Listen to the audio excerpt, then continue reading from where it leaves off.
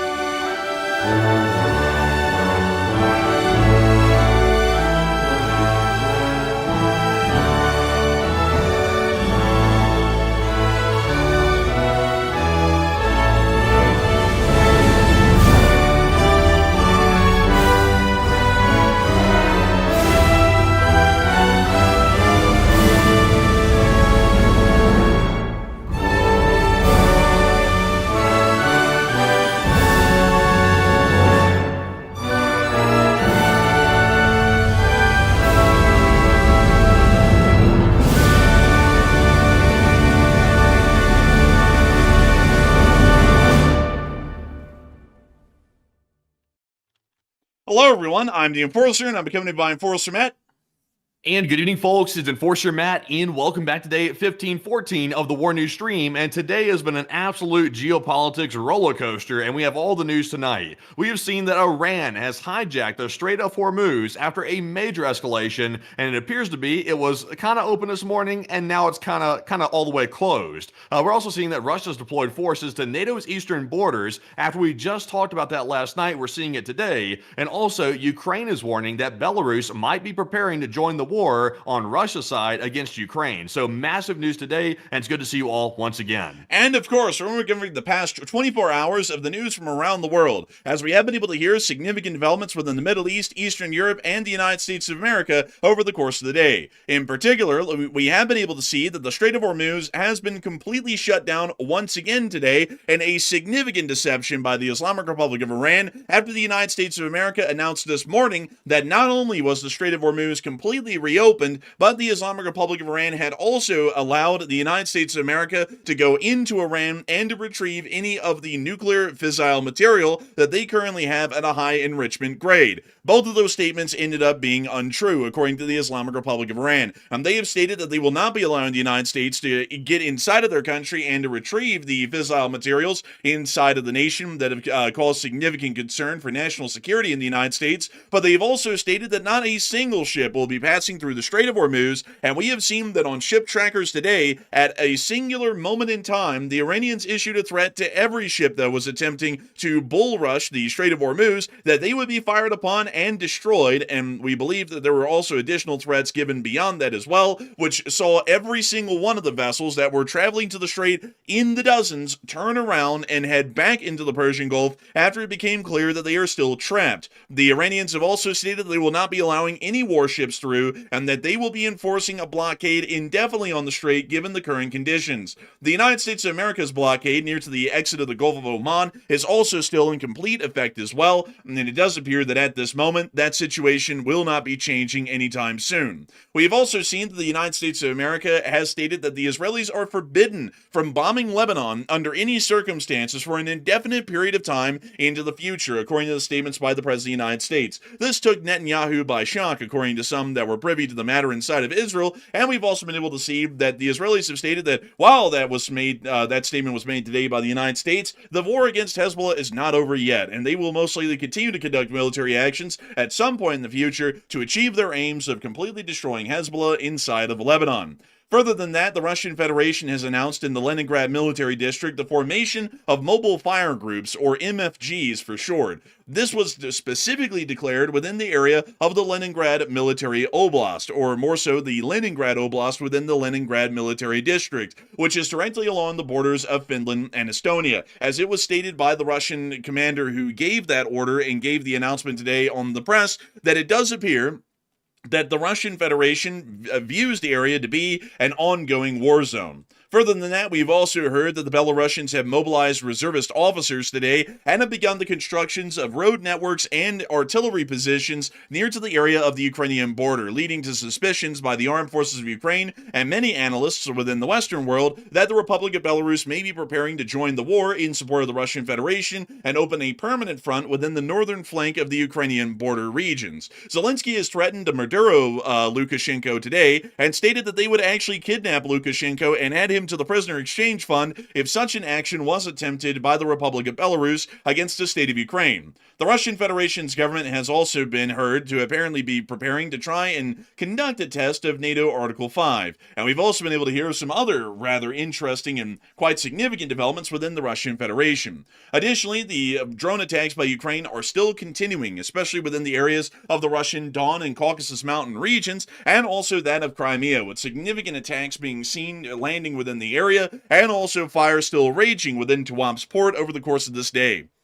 We have also seen the Ukrainian armed forces have inflicted significant losses onto the Russian Federation's armed forces on the front lines over the course of the day, and the Russian Federation has also put out a damning announcement about the future of drone warfare for the Russian army, as they have stated that all FPV drones are to be consolidated under the specialized command of the Unmanned Systems Force and not the Russian army, meaning that the Russian army will no longer have integrated drone forces or the ability to use or operate integrated drone forces in their armed forces fighting on the front currently, and that will require a smaller and specialized unit, the Unmanned Systems Forces, to be able to try and conduct these operations along the front lines in Ukraine, which a great deal of Russian military bloggers and Russian soldiers today on social media in Russia have stated their open concern and also their belief that this will be leading to a detrimental collapse of the Russian position along the entirety of the front inside of Ukraine. We have quite a lot of news to cover today, and that's not even all of the news. That's just some of the largest stories of the day, but we are going to be making sure to get through all of this news, starting with our largest stories first, and then moving our way on down into the smaller stories throughout the night. And today, folks, make sure to strap in, because probably the first hour and a half of our news is going to be nothing but major stories tonight. Moving us on down and directly into the Middle East, we now must return back to the Strait of Hormuz. As many of y'all know, the Strait of Hormuz has been one of the most strategically important areas of the globe to cover ever since the beginning of March, and we have seen that it still remains one of the most important areas to discuss and talk about on air, as it is continuing to be quite a significant toss-up, at least between the United States and the Islamic Republic of Iran. Earlier in the day, we did get to hear that apparently the United States of America had announced that the Strait of Hormuz was reopened and that Iran had agreed to never close the Strait of Hormuz again. It will no longer be used as a weapon against the world, according to the President of the United States. We also were able to hear that right before the announcements were made that the Strait of Hormuz had been reopened, around $760 million worth of oil shorts were reportedly placed 20 minutes before the President's announcement that the Strait of Hormuz was open, just as a side note. We then were able to hear that the Strait of Hormuz was open for business. And we also were able to hear other significant statements by the United States government as well, suggesting that the situation had gone incredibly well. There had been some sort of a breakthrough in the background with the Islamic Republic of Iran about the future of what the conflict would be, and also apparently suggesting that the conflict had largely been resolved, with the United States being able to achieve most, if not all, of its primary war objectives rather than a complete regime change. And we were also seeing that the Strait of Hormuz would be reopened. According to the President of the United States today in a statement to the public, he stated that the United States would extract Iran's enriched uranium in partnership with Iran using excavators. We also were able to hear that additional questions from the press were asked, including some from CBS, asking the president what type of forces would be sent into Iran to retrieve the uranium, and the president then stated that it wouldn't be the armed forces, and then when CBS apparently asked a second time, well, who would it be? It was just stated that it would be our people, and that was about it, giving us a very little understanding of who exactly would be sent in by the United States to be able to retrieve the uranium, at least at that point. After these statements were made, we then also were able to see that there were starting to be a couple of comeuppances, at least within the Islamic Republic of Iran, about this greater situation. And we haven't even made it, folks, at this point in the story, to when the ships actually started to get underway to make it through the Strait and towards the Sea of Arabia, or the Arabian Sea, which is just to the east of the Strait of Hormuz. According to statements that we were able to hear by the Iranians right after the statements from the President of the United States, Iran had stated to Al Jazeera that it would not accept any temporary ceasefire and would only accept a permanent end to all conflicts across the region, at least showing by the statements made to Al Jazeera that the Islamic Republic of Iran is still working off of a maximalist approach even at this moment, and is demanding that their demands be met at some level before they ever relinquish their control of the Strait of Hormuz or completely stop their conflict against the United States and Israel primarily, and our allies throughout the entirety of the region as well. We then also heard, not long after that the Iranian Foreign Ministry stated that the option of transferring its enriched uranium to another country is unacceptable, meaning that the statements by the President of the United States that we were going to be going in with excavators and scooping up the enriched uranium and taking out of the country appears to have completely fallen apart within the next few hours.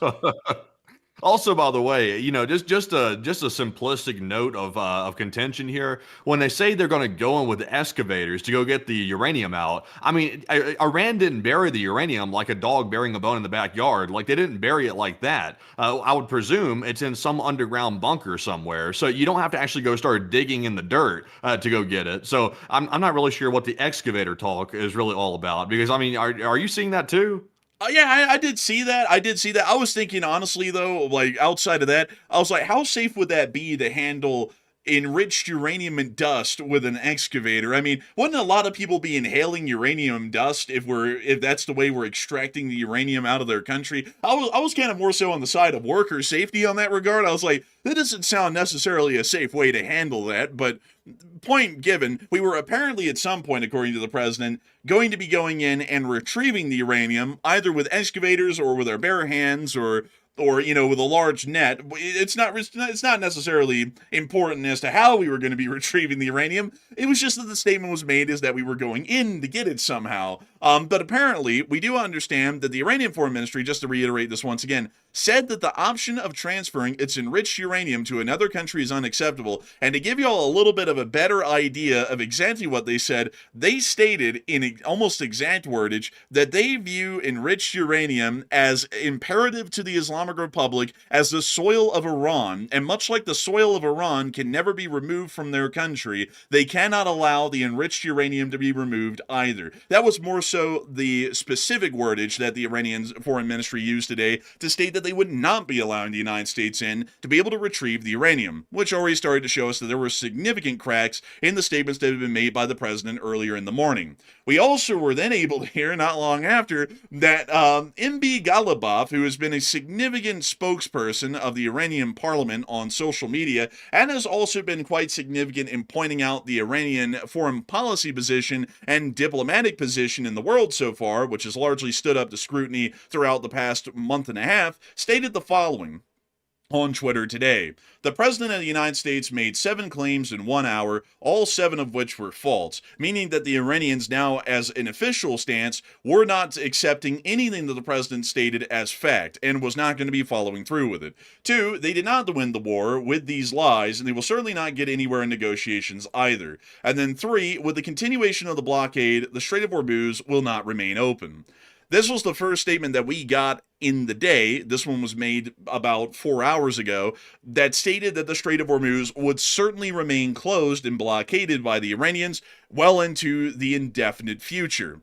We then were able to hear that once again the Iranians reiterated that the option of transferring enriched uranium was rejected, which was a secondary statement to the primary statement that we had already gotten prior, stating that they would not be allowing the transfer or expulsion of their refined uranium from their own country, and for that reason that had been completely scratched.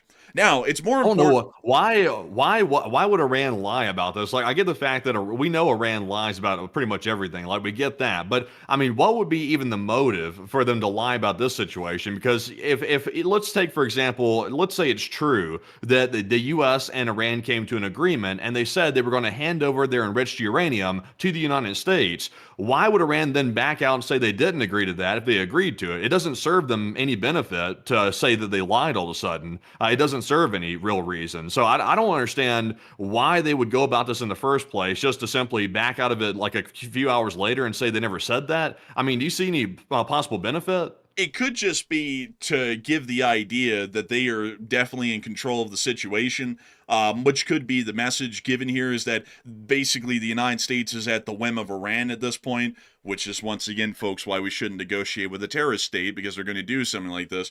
That's probably my best guess. So let me try and break that down into a more clinical sort of an explanation of why they would do this. Right now, the situation with the war hasn't really gone well for Iran on the ground because of the air superiority that we were able to achieve and the significant destruction across Iran that we were able to conduct. But on the same level, it hasn't gone well for the United States either, because the Strait of Hormuz has been blockaded, and this is creating an already global oil crisis, with the impacts already hitting poorer countries around the world and countries that do not have stable oil resources already.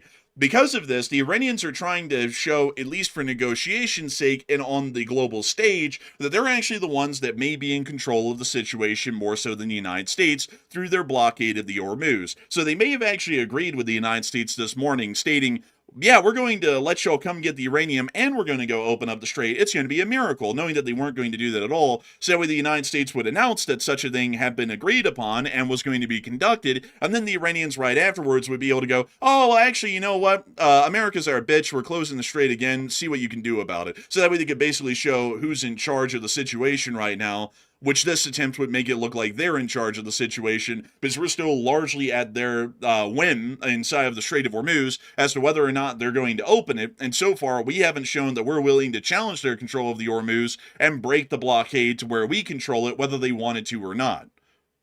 Yeah, maybe that could be a possibly. I guess one way to get around that, if that's what Iran tried to do to make the U.S. look stupid by agreeing to something behind closed doors and then coming out later and making us look like fools, is we could simply wait for Iran to make a formal announcement first about deals being made like this, and then the U.S. can announce it. But, you know, the U.S. is so eager to get the message out first that it goes sideways like this. But then again, we're speculating on this. We don't know if this is the case or not, but, you know, we could at least be more patient, because we're jumping way ahead of the curve every single time. Like on the Strait of Hormuz situation, on the uranium. I mean, everything today that was true at the beginning of the day, according to the United States officials, became false at the end of the day in less than 24 hours. I mean, it's been a roller coaster today on pretty much everything.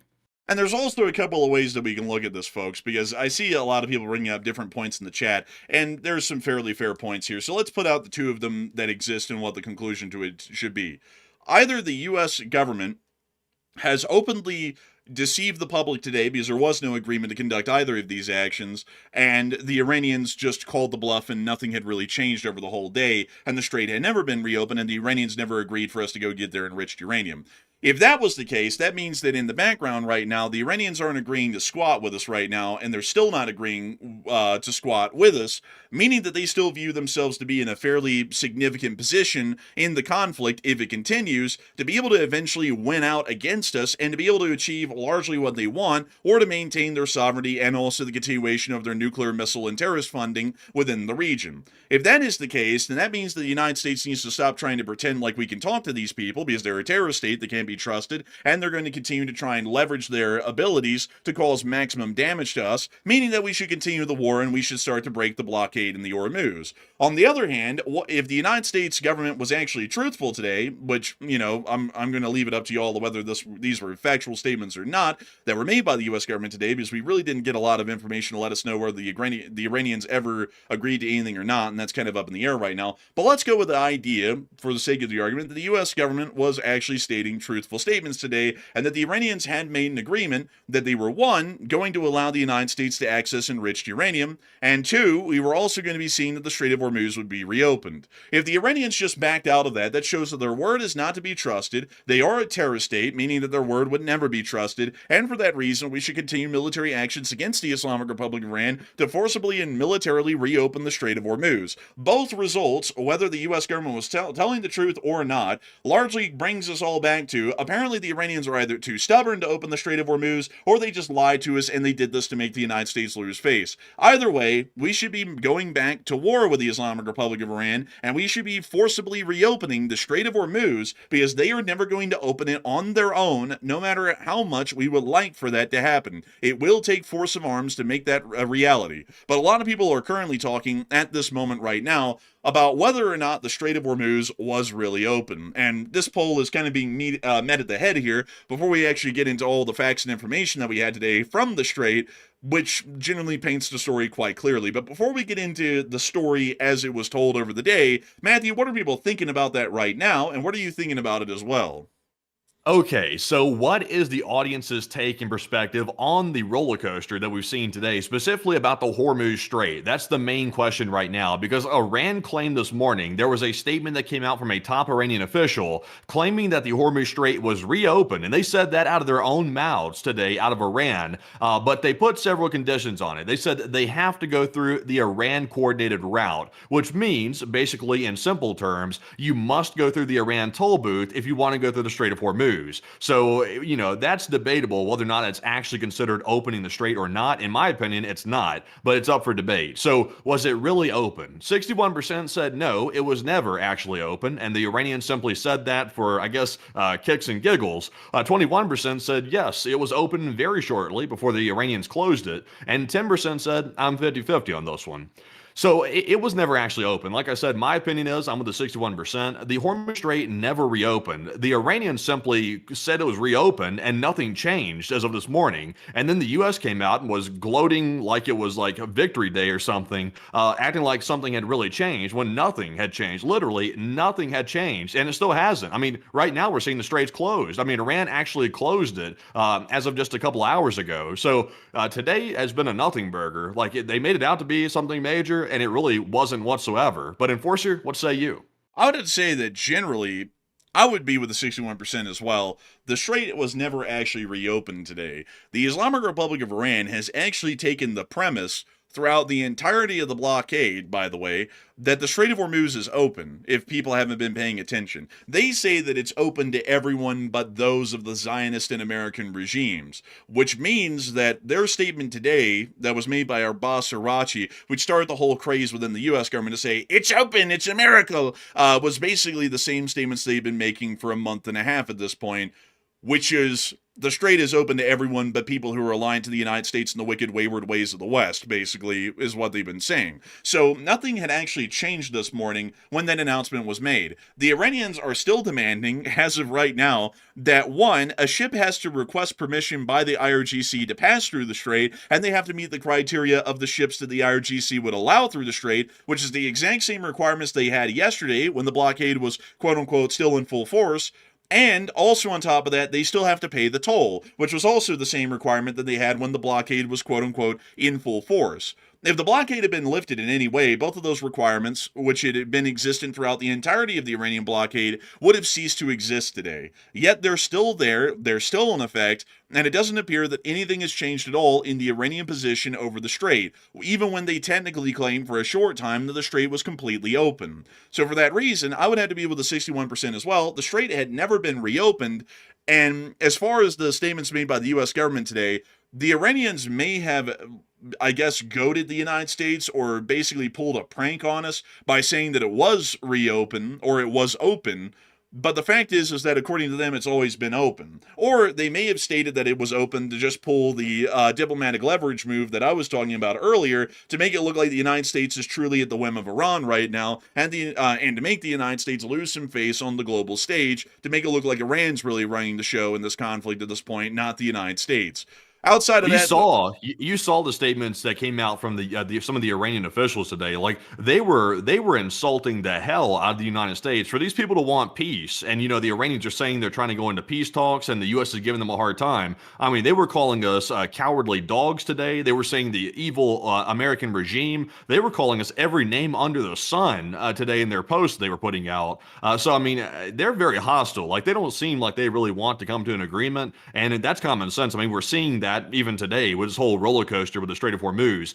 They are still going at us hard, and we're still seeing, despite the U.S. statements about a peace deal being very close to being reached, we're seeing U.S. forces flooding into the region. Like I covered this in a short video earlier, there was a huge U.S. airlift from North America to the Middle East and Europe all day long today, nonstop. So it doesn't seem like either side's ready to really end it. It seems like it's probably going to go somewhere else.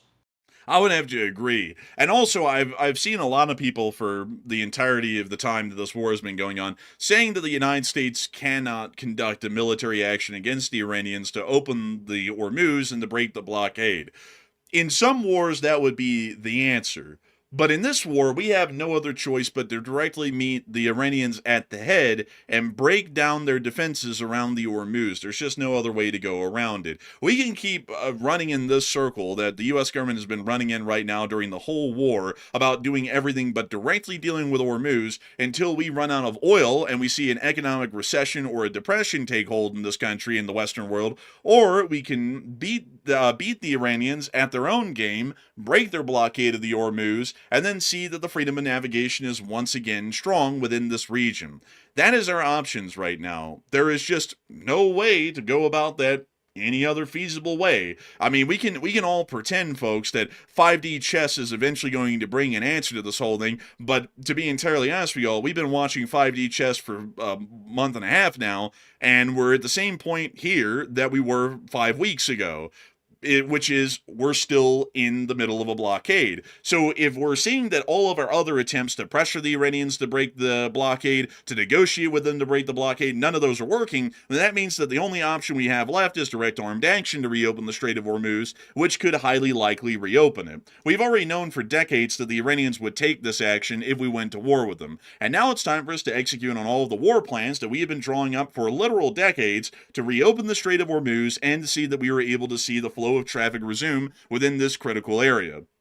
But moving us on into the strait and the actual key details that happened today within the area, it's now time to get on into those details and that news. Apparently, according to the Iranians today, the Iranians stated that basically nothing had changed. And to make sure to read this to y'all right here, Iran has told mediators it will continue to limit the number of ships allowed to cross the Strait of Hormuz and charge tolls for the remaining period of the ceasefire, officials familiar with the matter stated. Vessels that pass through the waterway will need to coordinate with the Islamic Revolutionary Guard Corps, and the IRGC will be able to block ships that belong to countries Iran deems hostile and is still insisting on a new management system for the strait after a final deal is reached with the U.S. that would allow Tehran to collect tolls, according to the Iranians officials that spoke to mediators. The details follow a post on X earlier Friday by Iranian Foreign Minister Abbas Araghchi, in which he stated that the strait was open. Only some commercial vessels will be allowed to pass through the Strait of Hormuz on the condition of paying tolls, said Mahmoud Nabavine, a conservative lawmaker and member of the negotiating team engaged with the U.S. in a post on X. Ali Kerzaran, a member of the Iranian National Security Commission in Parliament, later confirmed fees would continue to be charged. We then saw the following developments within the strait. The strait was announced to be fully reopened. Iran has announced that the Strait of Hormuz is fully open and ready for full passage. Thank you. You're welcome. We then saw that the words of the Institute for the Study of War came out on this development today, which I'll actually read to y'all right here while showing y'all this map that the Institute for the Study of War put out, and we'll also show y'all a very similar map to this that appears to have been published by the Iranians or someone within the region of the Middle East. According to the Institute for the Study of War and their breakdown of the situation, it is as follows. The U.S. President declared that the Strait of Hormuz is open to full passage for commercial shipping, but that the U.S. Navy's blockade of Iranian ports will remain in place. The President's statement came shortly after the Iranian Foreign Minister Abbas Araghchi announced that the strait is completely open to commercial traffic. Araghchi specified that the strait is open to Iranian asserted traffic separation schemes. However, in reference to the Iranian imposed route through the strait that forces ships to travel through Iranian territorial waters, Iranian Armed Forces General Staff and IRGC affiliated media similarly emphasized that vessels must pass through the Iranian imposed route, which goes through their territorial waters. We also understand that the U.S. naval blockade of Iranian ports will remain in full force until the United States and Iran reach a deal, according to the president. The graphic below shows how Iranian-linked vessels or vessels transiting to or from Iran continue to transit the strait between March 1st and the ceasefire of April 8th, while non-Iranian-linked vessels traffic decreased. Araghchi tied his announcement about the strait to a recent ceasefire in Lebanon. Hezbollah and Israel continue to trade fire in the hours leading up to the ceasefire, which went into effect at 5 p.m. Eastern Time on the 17th of April. Thousands of residents from southern Lebanon began to return to their homes. Hezbollah acknowledged the ceasefire in a brief statement, while Hezbollah officials demanded that the IDF withdraw from Lebanon. Israeli officials have emphasized that they intend to maintain the IDF's anti-tank line to protect northern Israeli residents from Hezbollah anti-tank guided missile attacks. The ISW and the CTP will provide further analysis on the ceasefire in its April 17th Iran update. Currently, we understand that the map of the Strait of Hormuz currently looks something like this, at least in a published map that came out today. There appears to be, generally what we expected, a minefield somewhere within what we would call the international waters of the Strait of Hormuz. And that's generally what we knew already. We know that the shipping lanes within Iranian territorial waters up here are in effect, but we just do not know of any way right now to clear out that current minefield that exists within the international waters of the strait. And also on top of that, the other issue is that apparently the Iranians are not going to be allowing any warships into the area, meaning that they are still going to be trying to exude absolute and total control over the Strait of Hormuz for an indefinite period of time as of the situation today. We also got to see this in real time because after, by the way, I have to make sure to get this clear before we show you all this video.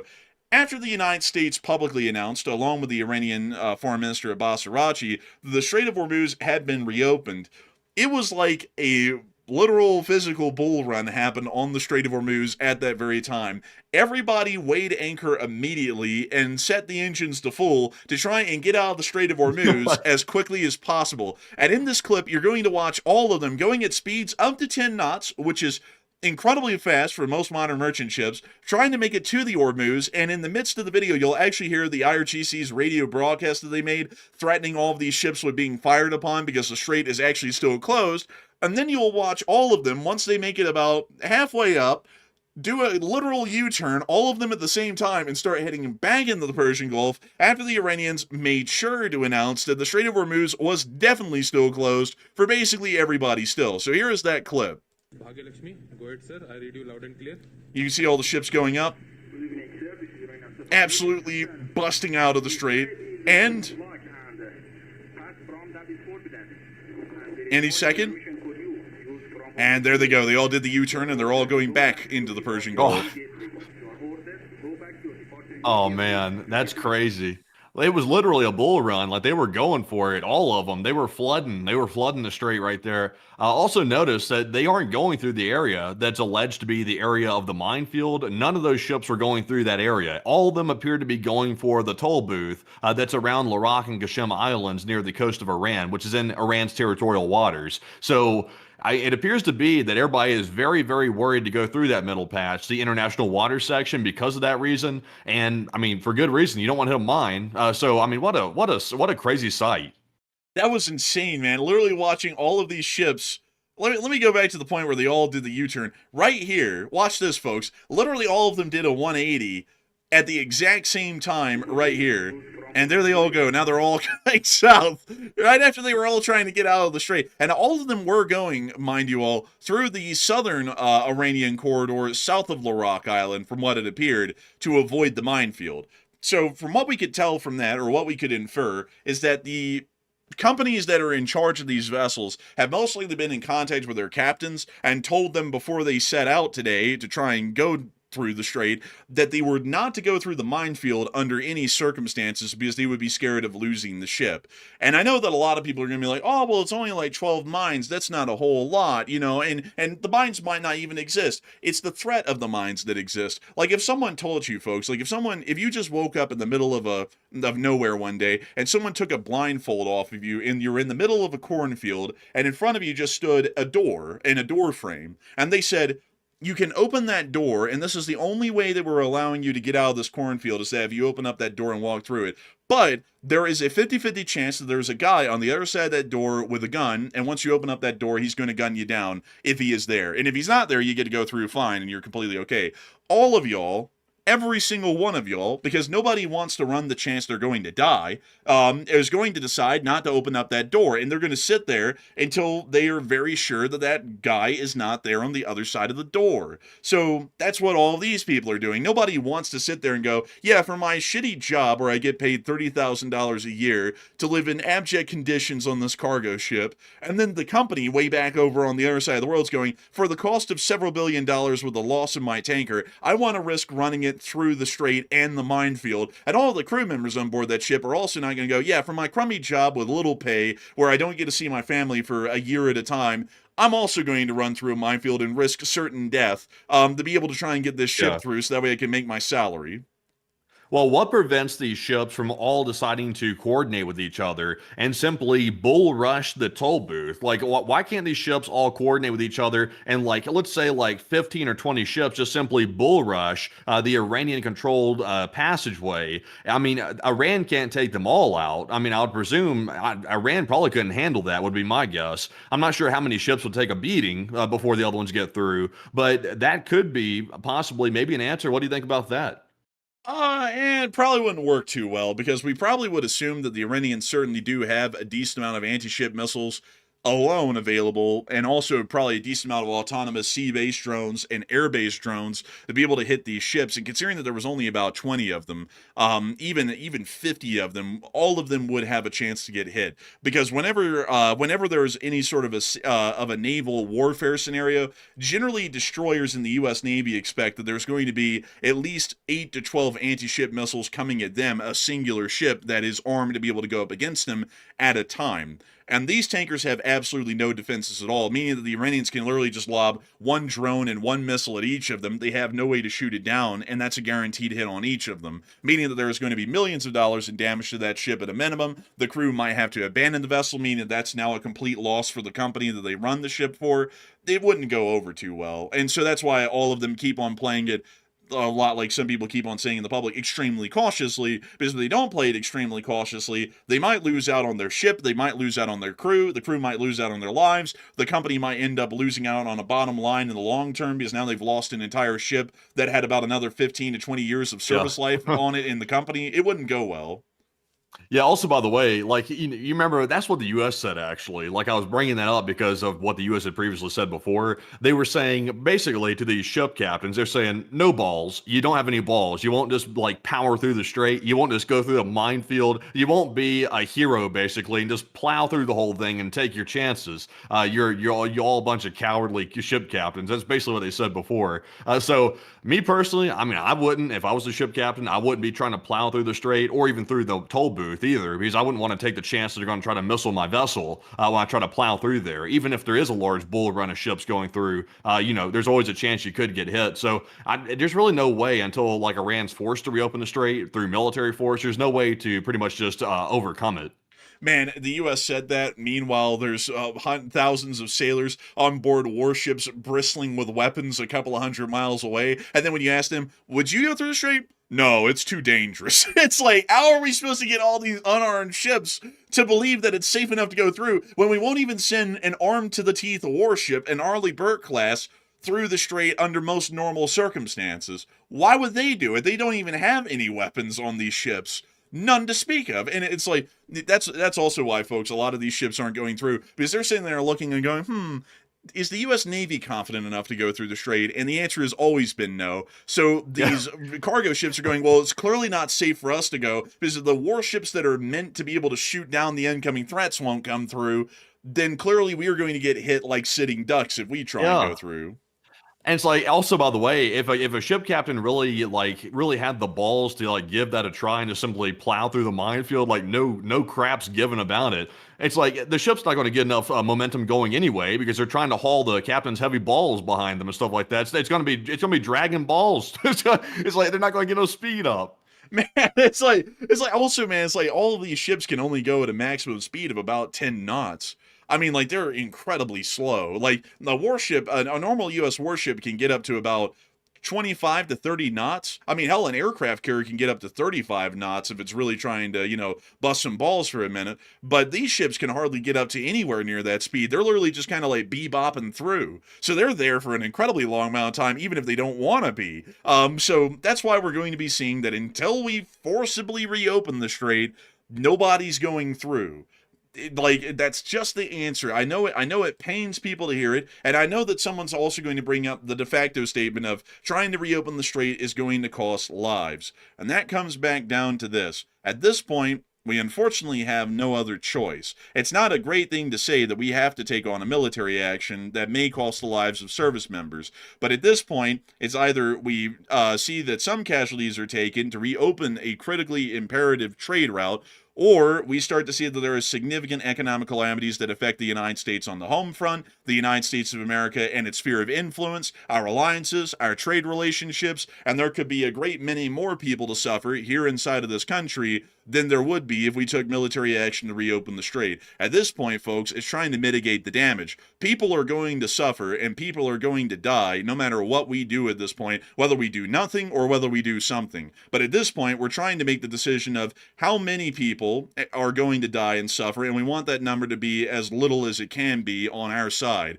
meaning that the reopening the Strait of Hormuz might be the roundabout answer to saying, while it seems to be the most aggressive and overt militaristic action, it might lead to the least amount of suffering, the least amount of deaths in the bigger picture when we consider the totality of the circumstances that we find ourselves in right now. But a lot of people currently are talking right now about the situation with the unfreezing, the alleged unfreezing of $20 billion of Iranian funds to get the uranium, which was stated today in some areas of the media that was being given as a suggestion to the Iranians that we would unfreeze assets, basically giving them giant pallets of cash to be able to try and get the uranium out of their country. And Matthew, what are people thinking about that? And what are you thinking about that as well?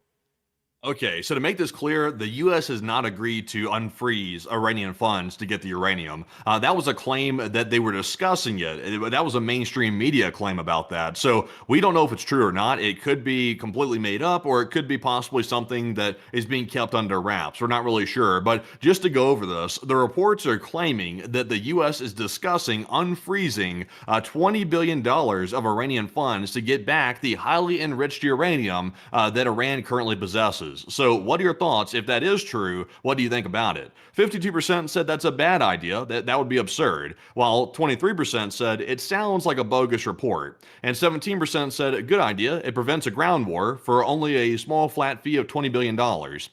And first of all, I have some doubts about this report because the U.S. officials came out today and they vehemently denied this report. But once again, these days, I'm a little bit iffy about whether or not they're telling the truth, to be perfectly honest. So we can't really take that for a fact. So I would say if it is true, just assuming for a second it might be, the report's true, I would say it's a bad idea. Now, this would be literally worse than the JCPOA that was being criticized for a very long time, the Obama-era nuclear deal. I mean, this makes the JCPOA look like a joke with this one right here, with how much money's being put on the table with this one.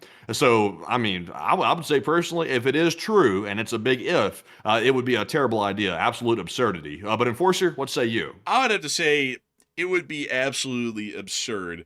Now, I do want to say that Matthew did state, and this is true, that the U.S. government came out today and vehemently denied that they were talking about this in the background.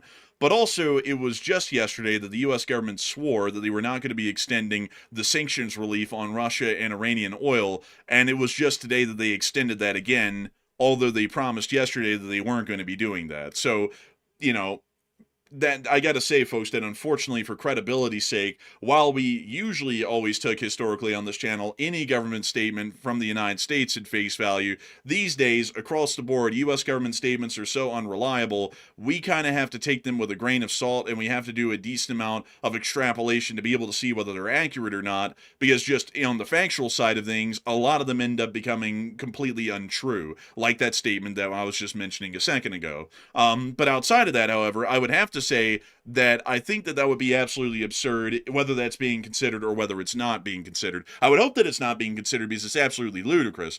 I would have to tell y'all, folks, that I am one of the people in the camp that I think that the JCPOA agreement was a pretty bad agreement.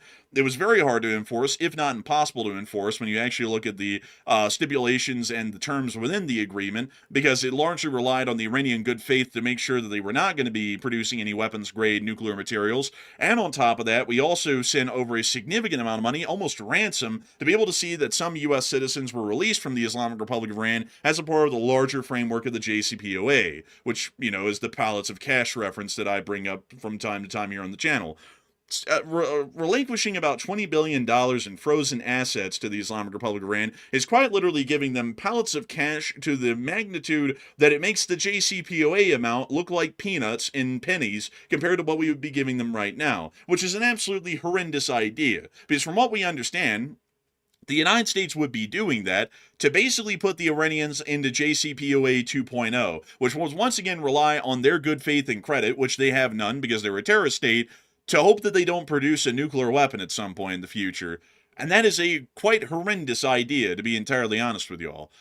So I hope that addresses that the best I can, in my opinion, because I couldn't tell y'all enough how much I think that making any sort of a settled arrangement at this point with the Islamic Republic of Iran would be absolutely atrocious of any measure, unless it's something that largely meets our demands unconditionally, because they are a terrorist state and their word cannot be trusted for anything. So making any arrangement with them on their word is going to amount to literally nothing, and we may as well have just screwed ourselves over if we do that. But moving us on out of that development right there, and on out of the Strait of Hormuz at large at the moment, we also were able to hear that way off and in the area of the Gulf of Oman, the U.S. blockade will remain in effect, according to the President of the United States. The Strait of Hormuz is completely open and ready for business and full passage, but the U.S. naval blockade will remain in full force and effect as it pertains to Iran only until such time as our transaction with Iran is 100% complete. Apparently, we're doing a transaction via PayPal, I believe. This process should go very quickly, and that most of the points are already negotiated. Thank you for your attention to this matter. Moving us on out of that, we then were able to see a little bit of footage today showing another U.S. destroyer as a part of the blockade, the USS Rafael Peralta, telling a merchant ship to turn on around, and this footage was published today. This is U.S. Navy Warship 115. Request you return to original port of call in Iran. How copy? Over. Copy, sir. Thank you very much. Copy, sir. Me alter to Iran. Thank you. Blue Sky 4, this is U.S. Warship 115. I understand you will return to your previous port of call in Iran. This is U.S. Warship 115, standing by on channel 16. Out. Isn't that neat? That's something else. You know, those kids love to get on that radio and they love to tell them those Iranian ships to go back to port. Also, by the way, those aren't kids, by the way. Those are soldiers right there, sailors. Those are men, Matthew. They're men like you and me. They're actually about the same age as us, funnily enough, but there's the vessel that actually told them to turn around. That is hull number 115, the Rafael Peralta. What a beautiful warship. It's actually one of the newer Arleigh Burkes that we have in the Navy. It's actually, I believe, called a Flight 3 variant of the Arleigh Burke, which is about the most souped-up variants that we have right now. Because every iteration of the ship, we upgrade them a good bit in terms of weaponry and capability. So the Flight 1 variants of the Burke are completely different in a lot of senses than the Flight 3 variants like this one, the Rafael Peralta. But anyways, moving us on from that, We also have been able to see, outside of the fact that the Iranian blockade is still in complete effect, and the U.S. blockade is also still in complete effect as well, meaning that nothing has changed over the course of the day within that area, we have also seen that apparently there was a large number of flights that flew in a conga line out of Qatar, all of these being Qatari air flights out of Doha. This is no refueling tanker operation. This is just the little window that they get at the Doha International Airport in Qatar to send their flights out. So they literally stack them all in the current conditions to all take off basically within about an hour and a half of the first flight going out and the last flight going out. So they literally go out in this giant conga line every day over the region, just so that way they can try and keep the Qatari airlines running instead of just keeping them completely grounded where they're losing significant amounts of money because they still have everybody on the payroll and they still have a whole bunch of material assets that are basically dry rotting at that point on the ground and they're not turning any revenue over. So that's why we're seeing these sorts of things happening right now in Qatar. But moving us on out of that, it is time for us to move on and towards the greater areas of the Middle East, at least for a little moment. But a lot of people are also hearing of something else. Before we get on into Iraq and Israel and Lebanon and so on, there are quite large airlifts that are still going on by the United States. This is airborne jump training picture, by the way. It doesn't have any relevance to what we're about to show you all right here, but there is still a huge number of C-17 Globemasters which are making the conga line to and fro from the United States over to the Middle East via Europe.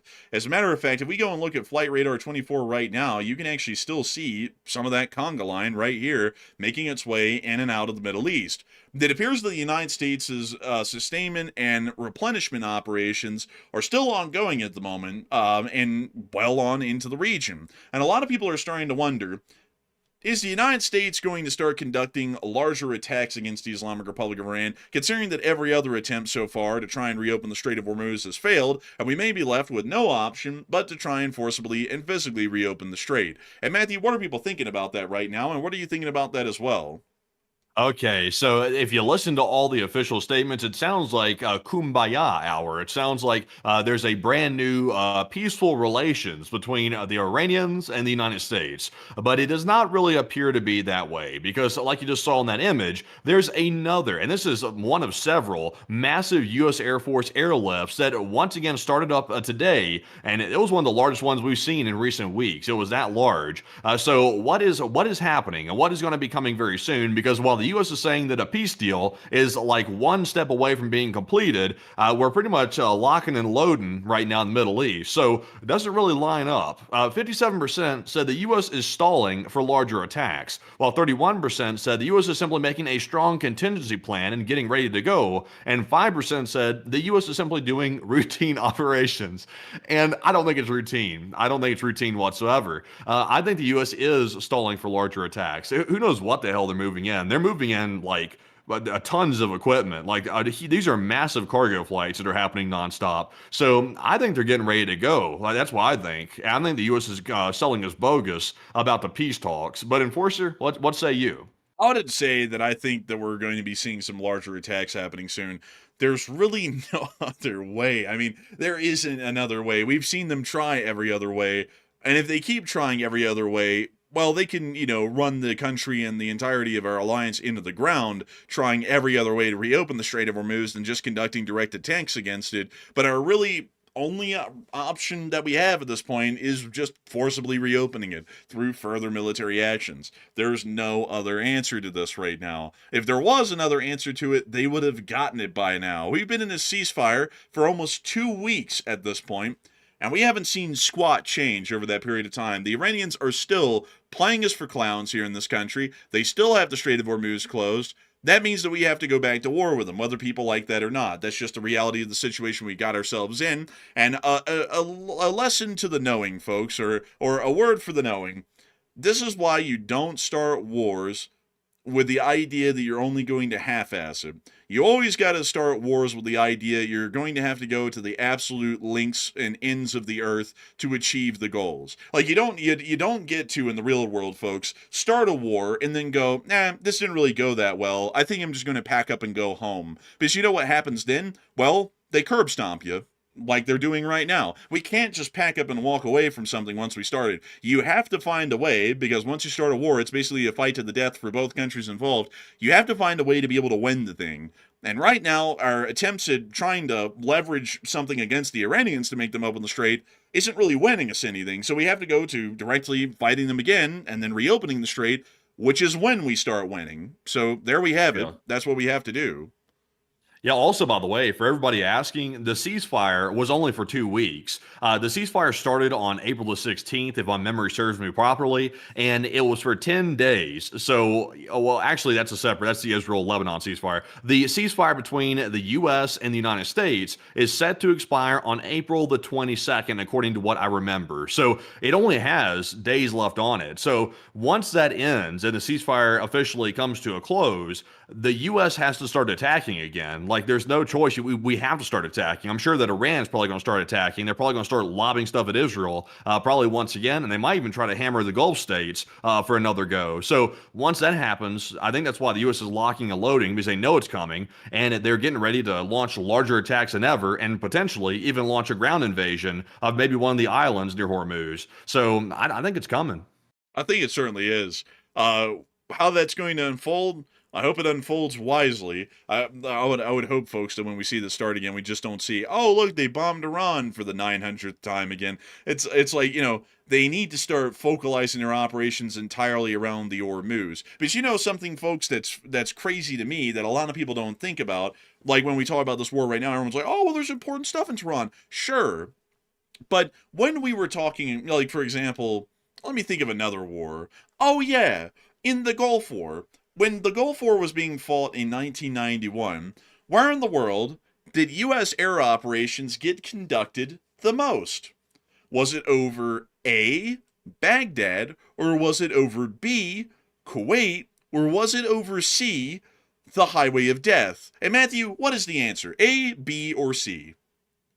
I don't know. I wasn't able to listen that closely, but go ahead and tell us. Well, the answer, my young Padawan, is C, the Highway of Death, because Baghdad was the capital of Iraq, and sure, there was a lot of important people there, like Saddam and all of that, and sure, Kuwait was where the entire Iraqi army was built up along the Saudi border, which was directly fighting us at that point, sure, but we fought the war in an intelligent way back then, because we went, yeah, that would be neat to bomb the Iranian army and claim that we wiped out a whole bunch of the Revolutionary Guard, and it would be cool to bomb out Saddam and his bunker in Baghdad, but we blew up everybody who was coming down the Highway of Death, because that cut everybody off that was going to be reinforcing the front in Kuwait, and that also allowed us to conduct our Spring Door operation through the desert to completely encircle the Iraqi army in Kuwait and force an absolute victory in the favor of the coalition on our side. That's why in a war, you don't just bomb Tehran because there's important guys there, and you don't bomb big bases with a lot of dudes in it just so that way we can say that the U.S. military killed a lot of Iranian soldiers.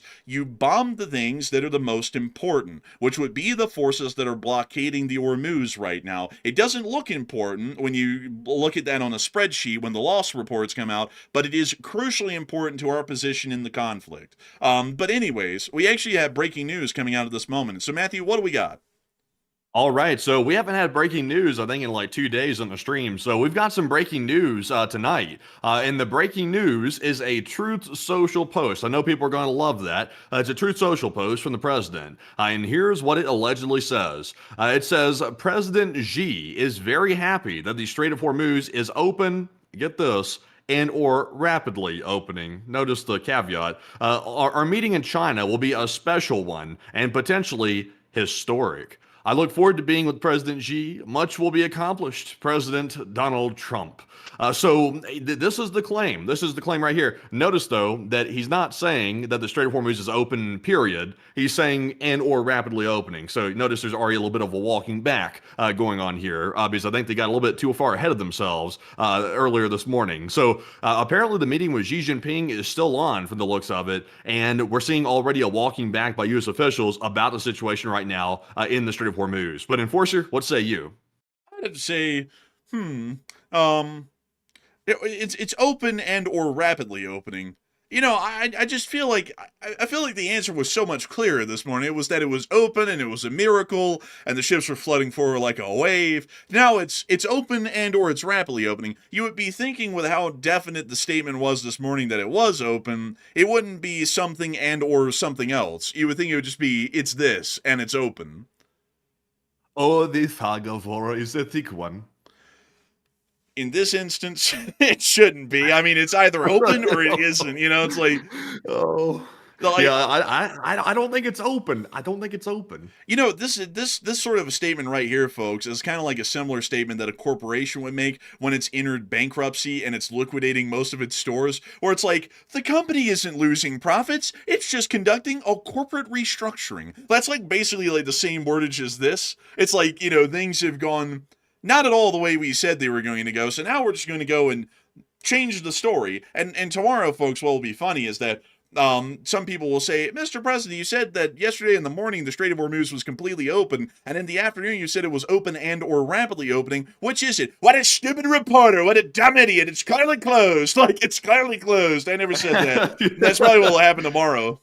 Yeah, maybe so. I see people saying it's Schrodinger's Strait of Hormuz. I mean, it seems like it could be Schrodinger's Strait of Hormuz. Really, I mean, what's crazy is this, folks. Like, I'm not trying to just go on like a bashing spree, and also I'm not even trying to bash. Like, the U.S. might have genuinely agreed to this in the background with Iran, and then Iran pulled a fast one. It could be possible, and they simply took advantage of the U.S. administration's eagerness to put out announcements. It could be that way, so it might not even be the U.S.'s fault about the way this went today. But I mean, I saw experts like saying all day long today that nothing's changed. Nothing's changed. What are they talking about? And I was like, they're right. I'm like, nothing has changed. I'm like, they're acting like something major has happened and nothing has changed today. So now that we're seeing already that True Social post start to walk back the claim that it was open, we're back to square one, and we never got off of square zero. Like, that's the crazy part. Man, it's really something else. It's crazy, folks, to see this kind of stuff just happen in real time. You know, and we'll the thing that's crazy, that's absolutely insane, folks, is that we'll see waffling like this probably, I would assume, for the next couple of weeks, even still. Like, with everything, with how it's gone so far in this war, and all the waffling that's going on through the whole thing with the Strait of Hormuz and how to reopen it, which has been an issue the whole time, we're probably going to watch this go on for another 2 weeks, I'd assume, at a minimum, before they ever decide to commit to military action against Iran to reopen the Strait of Hormuz specifically. I'm sure that the bombings of Iran are going to start again really soon once the ceasefire ends, but once that ceasefire ends, we might not even see that the military actions are directed at Hormuz. They might just be, you know, hitting like a power plant or something, or a city, or some important dude, so that way we can make another nice headline in the news again, or another nice headline for a Truth Social. But we're probably not going to see any direct military action to fix the problem itself. And you know something, folks, I gotta put it this way. I gotta put it this way because this is the way, folks, that makes the most sense. If the light bulb in your office, like mine right now, went out, the first thing you wouldn't do is go, damn, that light bulb went out. That's a real inconvenience. I really need to change that light bulb. Let me go downstairs and fix the doorknob on my front door. That ought to fix the light bulb. How in the world would that make sense? Because that's what we're doing with this right now. We're like, damn, the Strait of Hormuz is closed. We really need to reopen the Strait of Hormuz. So I'm going to go bomb some power plant or some important guy in Tehran, and that ought to reopen the Strait of Hormuz. It's like, how in the world is that even related to where it could open the strait? They just need to open it. Like, you know, like when Robert E. Lee's Army of Northern Virginia marched to Gettysburg, you didn't hear any of the generals involved in that battle on the Union side go, damn, he's threatening Washington, D.C. We got to go attack Vicksburg. Like, you didn't hear that. They said, we need to meet the Army of Northern Virginia at Gettysburg, and we need to stop them before they threaten Washington directly with their march back towards the South. And then that's what they did. Like, that's just how things work. A direct problem with a direct solution that directly fixes the problem. But anyways, With that, it is time for us to move on and into the rest of our news, and we still have some more to go inside the Middle East. But before we get to that, folks, I do have to thank everyone so far for watching for our first hour and 10 minutes of the show. We've had about 100,000 people watch the show in that first hour and 10 minutes, and we've also had about 20,000 people here at the peak again tonight. I've got to say that we're entirely honored and massively grateful to know that so many people continue to consider this channel to be their primary source of news. And I cannot say it enough again. We're exceptionally honored to have you all here tonight. But with that in mind, I do want to make sure that we take a little bit of a moment, in thanks to all of y'all, to address 3 questions from the chat, and then we'll be moving on into the rest of our major news from the Middle East and also from Europe. Because believe it or not, folks, the major breaking news is not even close to being over tonight. We're only about halfway through the major breaking news parts of the show. So, Matthew, what do we got? And yes, make sure you stick around. We have major news about Belarus and also NATO. Very big news with that. So I wish we could cover that in the midst of the Iran news, but we don't want to mix it up too much. But we have really big news coming up. But our first super chat of the night is going to go to Craig Jones. And Craig put in a very generous $100 support. And thank you very much, Craig, for supporting the channel and helping to keep us on the air with that support. He said, thank you for being you. And I appreciate you being solid with your news and beliefs. And we will always respect you. U.S. Air Force, Static Air Command. And I gotta thank you amazingly for that unbelievably massive support, Craig. And I gotta say that we're greatly appreciative to have had you here for such a long time. And thank you so much for enjoying us being who we are. We are who we are on air and off air. If y'all ever run into us in real life, we are basically the same way we are on air. Although, to be entirely honest with you, probably just slightly less energetic. But I don't know, y'all have to talk to my friends and ask them. They probably say I'm the same on air and off air without any change. But maybe slightly less energetic off air than we are on air. But I gotta say, I thank you so much for really appreciating us being us. We try our best to just be up front and just who we are every single night instead of trying to come up with some corporate personality like billionaires. And I got to thank you greatly for enjoying the show, and also got to thank you for enjoying our coverage and generally how we do things around here. And thank you so much for saying that you'll always respect us, because we will always respect the Lee Spring Army and all of the amazing folks that make up its ranks. And so a humongous thanks to you so much for the support and helping this channel to keep on running. I hope that does address that incredibly well. And with that, we are on to the next one. And our second one here goes to Ella MC Wheels NAFO. And thank you very much, Ella, for that $100 support. And we appreciate that very, very much. And Ella said, I just want to say thank you, Enforcers, once again for everything you do. And take one from the chat, LLTLSA and Slava Ukraine. And I got to thank you so much for the unbelievably massive support. And thank you so much once again for enjoying what we do. We try our best to make sure that we can put together a good show every night. And I hope that once again, so far over the halfway point of our news, that we've been able to do pretty good with that. And I got to thank you incredibly for that. And we will make sure to take one from the chat in your honor. And long live the Lee Spring Army and Slava Ukraini. And so what do we got from the live chat, Matthew? And the live chat question is going to go to none other than Austin, who said, did not the French and the British say that they're now getting involved with the Iran situation? They kind of not really. They stated that they were going to create a coalition of the freedom of navigation, which sounded pretty neat when they announced it, but turns out that they're only going to be getting involved in ensuring that the strait remains open after all of the shooting stops. So they're not really going to get directly involved militarily in any way throughout the current point that it's in right now, or once the shooting starts here again soon. They're only going to be getting involved in keeping the Strait of Hormuz open after the entire situation is ended. So I hope that does address that the best I can, because sadly, unfortunately, they're not going to be getting directly involved right now. That is their right as a sovereign nation to be able to decide whether or not they'd want to get involved, and we did take on this war with the risk and responsibility that if nobody else joined us, this war is entirely ours to fight and ours alone. So, you know, to each their own. They don't really have to follow through with helping us out at all, and you know, truth is we don't really have to follow through with helping them out at all. For some reason it's unpopular here within the US in our democratic institutions to do such an action, but still it would be nice to see them down there. It would definitely be a humongous help, given that the French and the British combined have about 3 operational aircraft carriers that could also significantly increase the amount of combat air power that we have in the area against Iran to be able to further conduct more effective military operations. But a huge thanks to you once again for sponsoring our live chat, Ella McWheels NAFO, and helping this channel to keep on running, because if it wasn't for folks like you, we wouldn't be able to make this channel possible, and we wouldn't be able to keep it running. And Matthew, who in the world are all these people talking about? I thought that was our manager, George Soros? I don't know who George Soros is. I don't know who Peter Thiel is. I don't know who the PayPal mafia is. I don't know who any of these people are. I've never heard of these people. I had no relations with these people. But Matthew, we were literally talking to him at lunch yesterday. What are you talking about? What are you talking Now about? that's a lie. That's a bold-faced lie. Written in Times New Roman, capital, bold.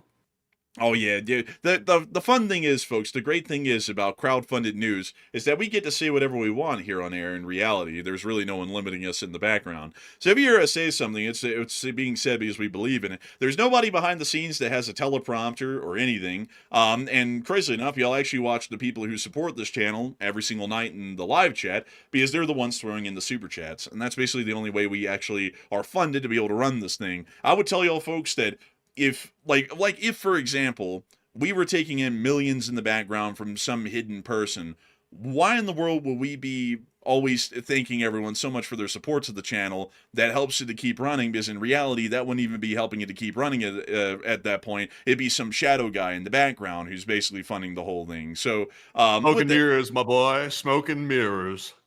Smoke and mirrors? Matthew, I don't know about smoking and mirrors. That sounds like a whole smoke show. That's bold. I mean, look, Jack, that's nothing but malarkey. But anyways, with that, I hope that does address that well. And we're on to the last question of this segment, and then we're going to be moving on into the rest of our news.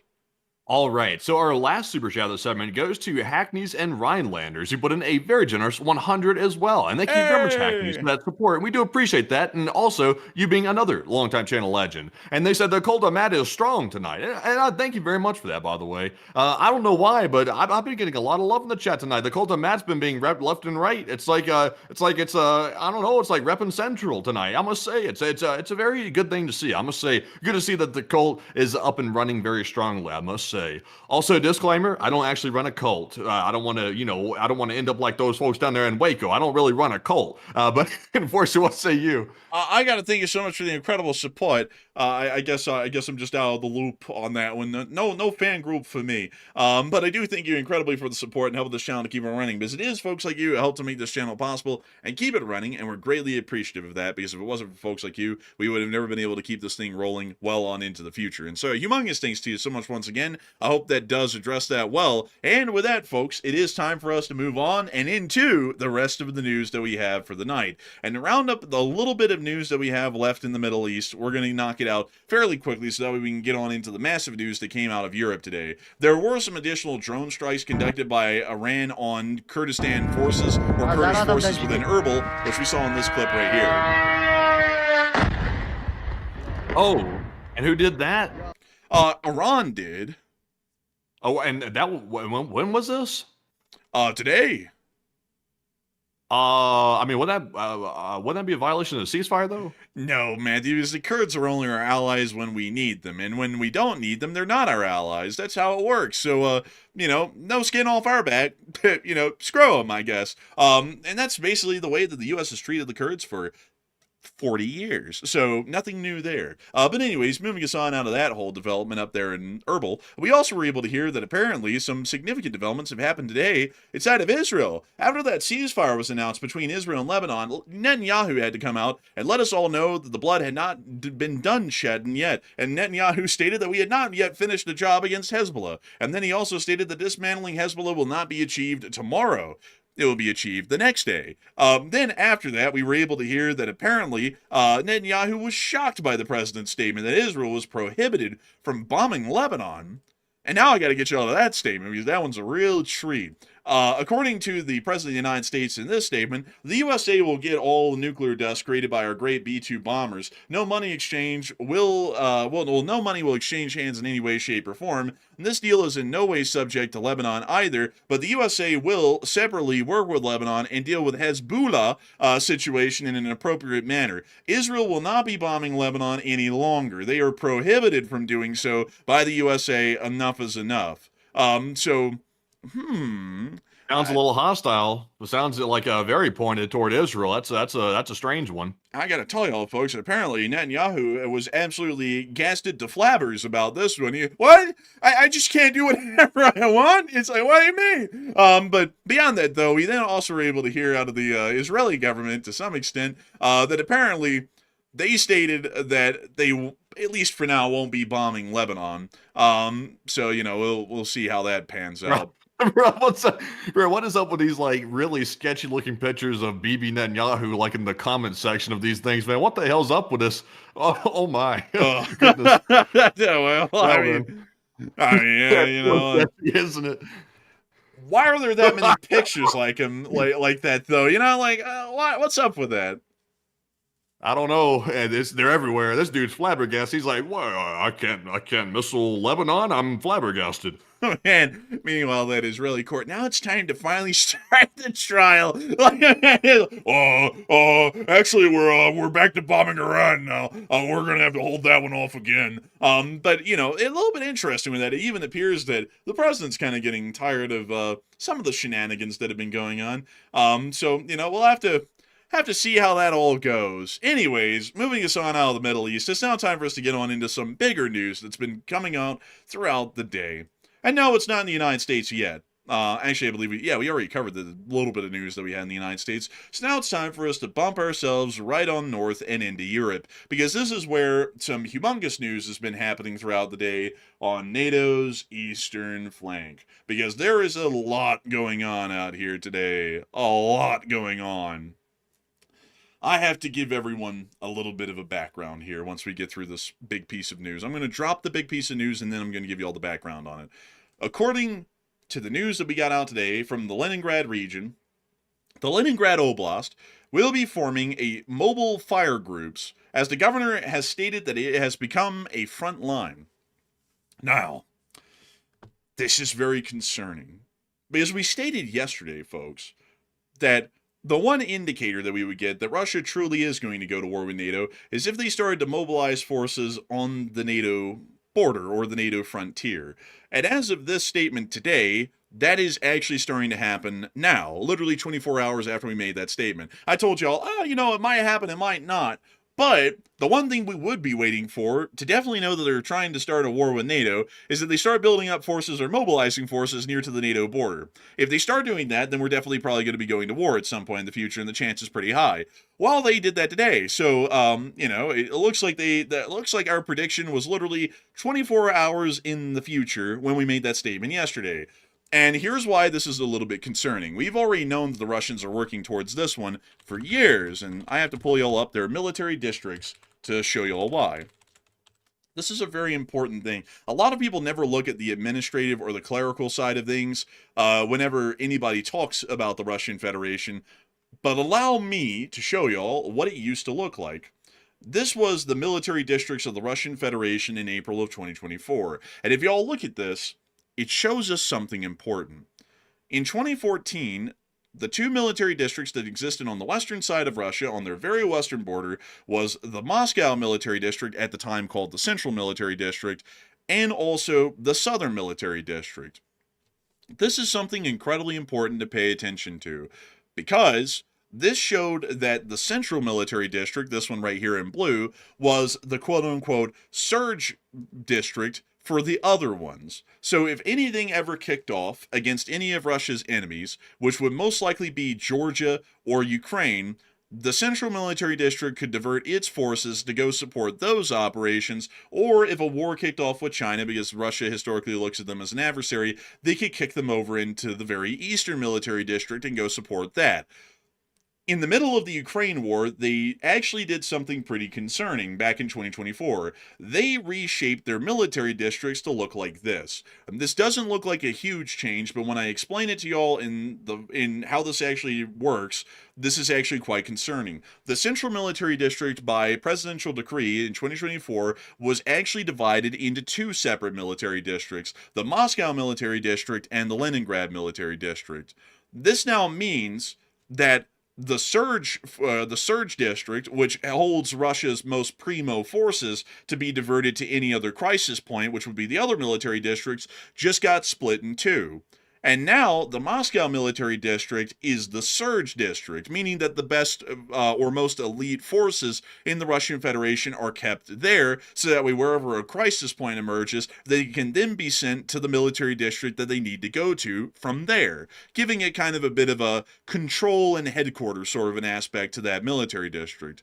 But that then means the Leningrad military district is now a battle district, meaning that it is designed, like every other military district, to exist for the purposes of preparing for a specialized conflict with a specialized foe.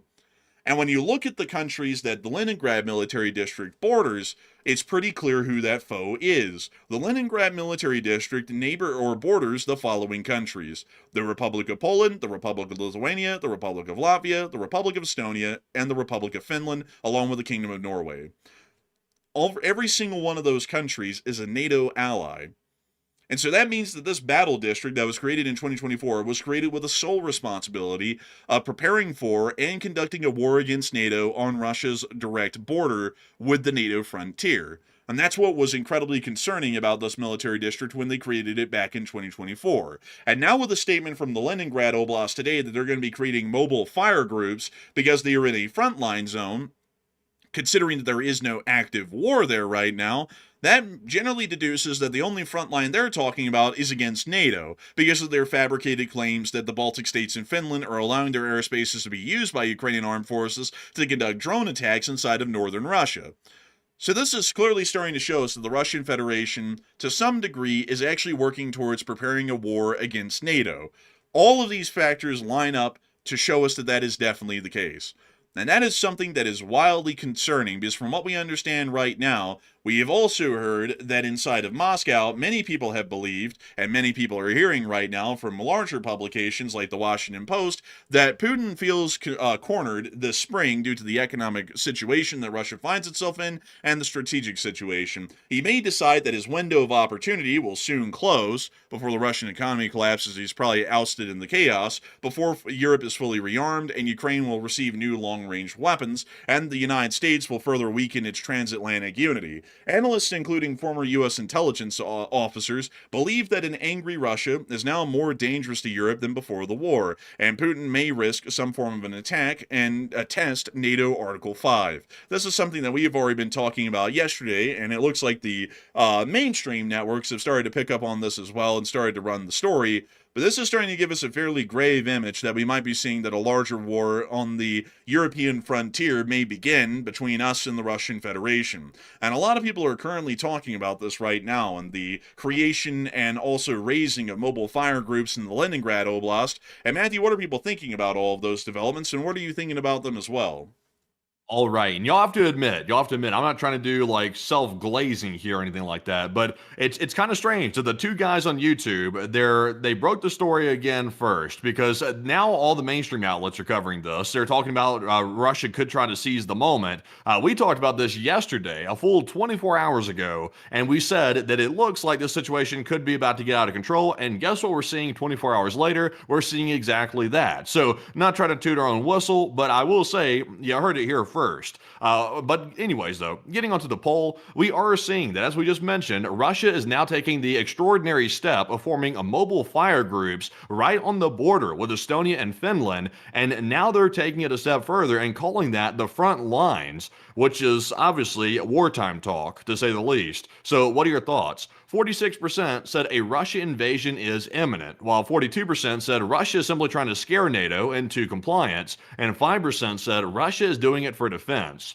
And I'm with the 46%. This is a bad sign. In fact, we said that yesterday. We said this would be a bad sign if they did that, like the enforcer just mentioned. And now we're seeing exactly that. And the language to go with it is not good either. So now what Russia has done is they've set up the provocation, which is this fake allegation that the Baltic airspace is being used for drone attacks on mainland Russia. So that was the start of the propaganda narrative. Now we're seeing actual, real definitive action being taken behind those statements with these mobile fire groups showing up. And this is only part of it, by the way. We're about to get to the Belarus news here in just a minute, where they're building artillery positions inside of Belarus. That's brand new. And there's a lot more to this, but this is the first prong of it, which is concerning on its own. So I'm with the 46%. I think the Russians are planning some type of invasion or some type of limited attack on the Baltic states, and they could start with Estonia. It looks like. But Enforcer, what say you? I would say that I would be in the 46%. I believe that a war with the Russian Federation is most likely going to be imminent at this point. I think it's most like an unavoidable development in the world given the situation that we're in. The NATO alliance has been significantly weakened due to U.S. foreign policy statements and actions against our allies inside of Europe, and that apparently is leading the Russians to believe, along with their worsening economic and strategic position, that the time might be ripe and also crucial at this moment to be able to conduct a larger confrontation against NATO to try and threaten nuclear weapons usage in that conventional war, to see that there are some sort of significant concessions that are made towards Russia at the negotiating table that would, one, relieve the economic pressure on Russia, and two, see that this conflict somehow comes to an end in Ukraine through somewhat amicable measures in Russia's favor.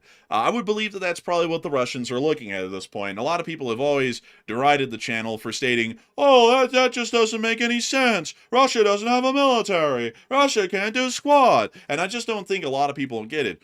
If you have a nuclear weapon, you do not need a good military. You just need a whole bunch of goofy dudes with rifles to shoot at some other people to start a conflict, and then you can threaten a nuclear weapon. That's what the Russians are doing. North Korea has a military that's about as well off as Cuba's, but the whole reason why they don't get invaded tomorrow is because they have nuclear weapons. And they also know that their greatest defense at this day and age is their nuclear weapons, not their conventional forces. That's why when you look at North Korean propaganda, a lot like Russian propaganda, you never really see them priding themselves on having a advanced conventional fighting force. They're more so leaning heavily into, we have nuclear weapons that can kill a whole lot of people, and then, by the way, we're kind of modernizing our military a little bit, and that might also be kind of scary, but it's hardly anything compared to the nuclear threat.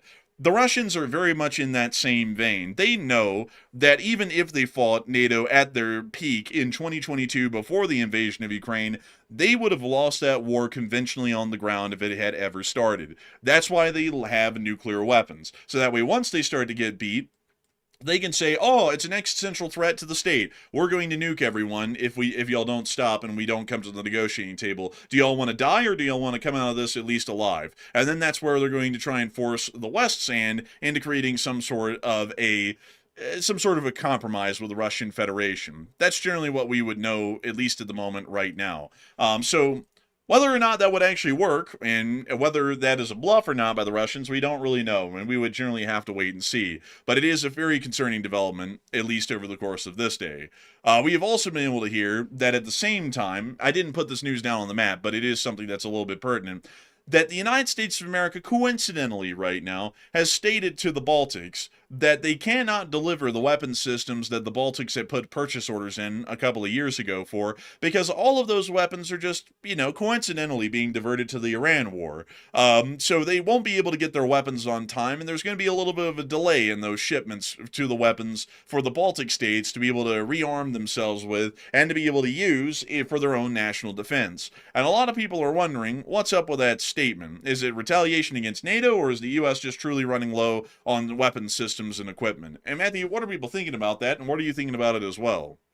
All right, so to address this one real quick, because it is a bit of a side note, but it's still very important nonetheless, the U.S. told NATO allies today, including some of the Baltic states, Estonia, Lithuania, etc., about an alleged delay in the weapon shipments that they were supposed to receive due to the Iran war lowering our stockpiles. So what are your thoughts? Why is this happening all of a sudden? It seems to be coming at a very bad time where Russia might be about to aggress on the Baltic states. So it's got some people thinking. 45% said it's likely true the U.S. is running low due to the Iran war. 42% said maybe it could be U.S. retaliation on NATO, perhaps, ? And 8% said I'm 50-50 on this one. And I don't want to say that it's U.S. retaliation. It's plausible that it could be, because obviously relations between Europe and the United States are at an all-time low, and specifically, we're seeing near daily attacks rhetorically on the NATO alliance from the United States. So they clearly have some contempt for NATO. I would say the U.S. Currently is not very fond of the NATO alliance that has kept us safe for decades and decades and decades. So it's plausible, but I'm not confident enough to say that right now for a fact. That would be pure speculation. So We are running low. We do know that. The stockpiles are running low due to the Iran war. So I'm going to have to go with the 46%. It's probably true, but, I will admit I thought about the other one earlier today. But Enforcer, what say you? I would say that generally, I think the U.S. is actually running low on munitions. We have been able to hear some numbers in some specific categories that have shown that the United States has blown through a large amount of ammunition in a very short amount of time in the Iran war, and I would believe that that might actually be the case, that at the very time that the escalations are happening right now in Europe, we are actually running out of weapons to be able to send them, because those weapons are now being prioritized to be sent to the U.S. Armed Forces instead. That's why, just to say it, a little word for the knowing, everyone, that you always, make sure to measure your logistics accordingly to the situations we face in the present day. That's why I'm really against dropping bombs on Cuba and Venezuela, because those bombs that were needlessly dropped on Cuba and Venezuela that did us nothing strategically could have been conserved and then eventually used on the Russians in Latvia if they ever go there. That's kind of why we don't just go around throwing bombs at everything, is because we end up running out of them when we need them the most. It's all about supply conservation and using resources properly when necessary, something that some people don't really have a great handle on in the current day, unfortunately. But moving us on out of that, we have also been able to hear of some other interesting developments inside of Moscow today. Some very interesting ones indeed.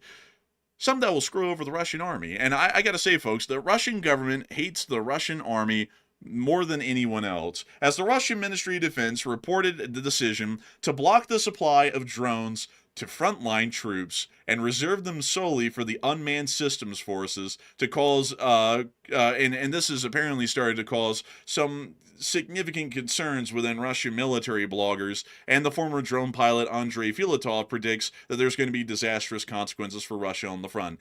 In short, the Russians are now going to largely be forbidding the average frontline Russian unit from using drones, and all of them are going to have to be diverted to the unmanned systems forces inside of the Russian Federation. This means that instead of having any sort of integrated firepower in drone warfare in the average Russian squad, it's going to almost be operated like a separate artillery unit in the unmanned systems force. This could lead to the drones not having the kind of responsiveness and also the kind of integrated firepower that would be necessary to see them used successfully. And that is going to probably end up becoming a pretty big issue for the Russian army, considering that they're already on the back foot because Starlink was shut down in Russia and in the occupied territories. And also on top of that, we have been able to hear that Telegram was banned, which was the key communication system that the Russian army's been using. Now they're also going to be stripping most regular Russian army units of their drones and putting them into a singular armed force, which is going to use them almost like separate artillery in a completely different branch of the armed forces. It's absolutely insane. I don't know what the Russian government has against the Russian army, but the Russian government wants the soldiers in the Russian army dead as doornails. I've never seen anything this bad in my life. Yeah, it really is wild, though, because if you're fighting a drone war and 96% of the Russian frontline casualties are from Ukrainian drones, then naturally you would want to arm your, frontline forces, the Russian forces, you would want to arm them with drones so that way they could defend themselves. But, now they're not giving them to the frontline soldiers. They're telling the frontline soldiers, screw you, bastard, get out there and do what you got to do. Basically, you're meeting the cannon, basically, to go out there and basically die on the front lines. That's what they're telling them. And they're not even giving them the tools of modern warfare. They're just sending them out.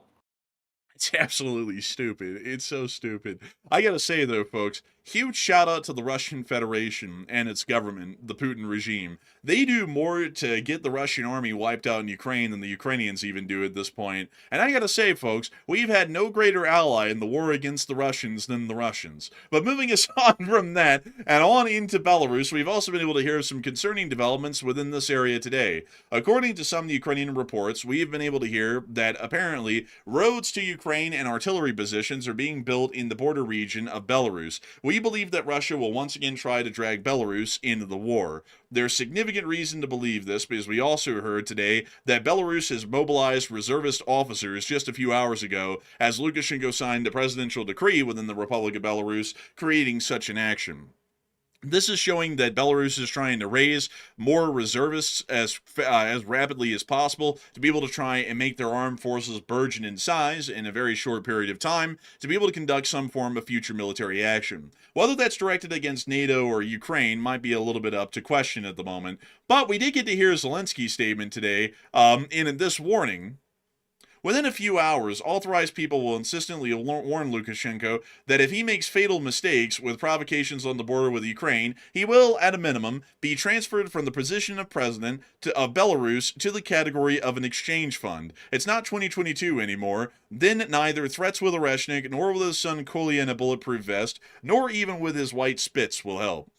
So it appears that they're starting to get quite upfront with their warnings. We also were able to hear a little bit more of a threat by Zelensky against the Belarusians today from Zelensky's official Telegram account. Let me read this to y'all. There was a report by Commander-in-Chief Alexander Syrsky. First of all, on the front, thank you to all our units that are holding their positions and holding back Russian assaults. In April, the high rate of destruction of the occupiers remains. The Russians are unable to seize the Frontline initiative, and this is important. We also record the attempts of the occupation contention to regroup forces, most likely to compensate for the shortage of personnel. In this regard, it becomes more obvious why the activities of the armed forces have increased on the territory of Belarus. According to intelligence, roads to the territory of Ukraine and the establishment of artillery positions are underway on the border of Belarus. We believe that Russia will once again try to draw Belarus into its war. I instructed the relevant channels to warn the de facto leadership of Belarus about Ukraine's readiness to defend its land and independence. The nature and consequences of recent events in Venezuela should deter the leadership of Belarus from making mistakes. We also discussed our further long-range operations with the Commander-in-Chief. Slava Ukraini. So it appears that Zelensky is threatening to nab Lukashenko like the U.S. nabbed Maduro if he does anything a little stupid. I gotta say, that's a pretty neat one.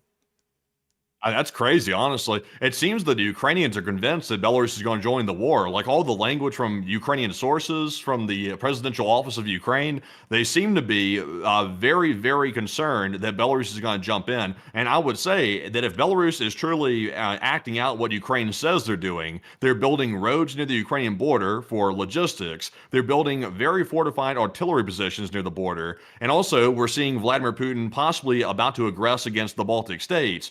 I mean, it seems very plausible that Belarus could be getting pulled into that because, of course, Lukashenko doesn't really have a choice. If Putin tells him that he's going to go to war with Ukraine, he will have to do it. Or otherwise, Lukashenko might be in trouble with Putin and might not have to worry about Zelensky. He might have to worry about Putin instead.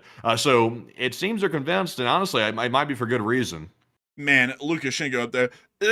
I create military mobilization. Get ready for war with Ukraine. Meanwhile, Zelensky, I will kidnap you. It's like, oh, what the hell? Damn, bro. He's been working out. Bro, Giga Chad Zelensky, be real. Man, I need ammunition, not a ride. Man, Lukashenko's like, we're going to start the war with Ukraine. Zelensky's like, we will kidnap you in your sleep. Man, it's like, honestly, with what the Ukrainians have been able to pull off recently, I wouldn't doubt that they might be able to actually pull that one off. Like, they might actually do that. So, you never know. You never know. But a lot of people currently are talking about the developments near to the Belarusian-Ukrainian border, and a lot of people are putting in their thoughts and opinions on what's going to be happening. And Matthew, what are people thinking about all that, and what are you thinking about it as well? All right, so Belarus allegedly building artillery positions near the Ukraine border, and obviously Ukraine is warning from the rooftops about escalations and Belarus likely joining the war against Ukraine on the Russian side. So what are your thoughts? 58% said they believe it. They say Belarus will join the war against Ukraine, while 16% said, it sounds like this could actually be preparations for war with NATO and not Ukraine. 14% said Belarus is just preparing for defense and that's it. So it can't be defense because Ukraine hasn't attacked Belarus and they have no intention to do so. So it's not defense. If it's anything, it's going to be offense. And Belarus has been the wild card that Russia's been holding in their back pocket for a while. And while Belarus generally has not gotten involved, and we've seen Lukashenko try to very gently give some resistance to Vladimir Putin because he really doesn't want his country to get dragged into the war, it sounds to me like Putin might be calling on that card at this point. So I have a feeling we could be seeing something. Now, it doesn't mean that Belarus is going to start like a full-scale invasion on Ukraine. That doesn't mean that. It could be as simple as letting the Russians man these artillery positions from the Belarusian side, and then they start launching a bunch of aerial munitions into Ukraine. It could be something like that. It doesn't even have to be a full-scale ground invasion. So I'm with the 57%. I think they might join in some way or another. But Enforcer, what say you?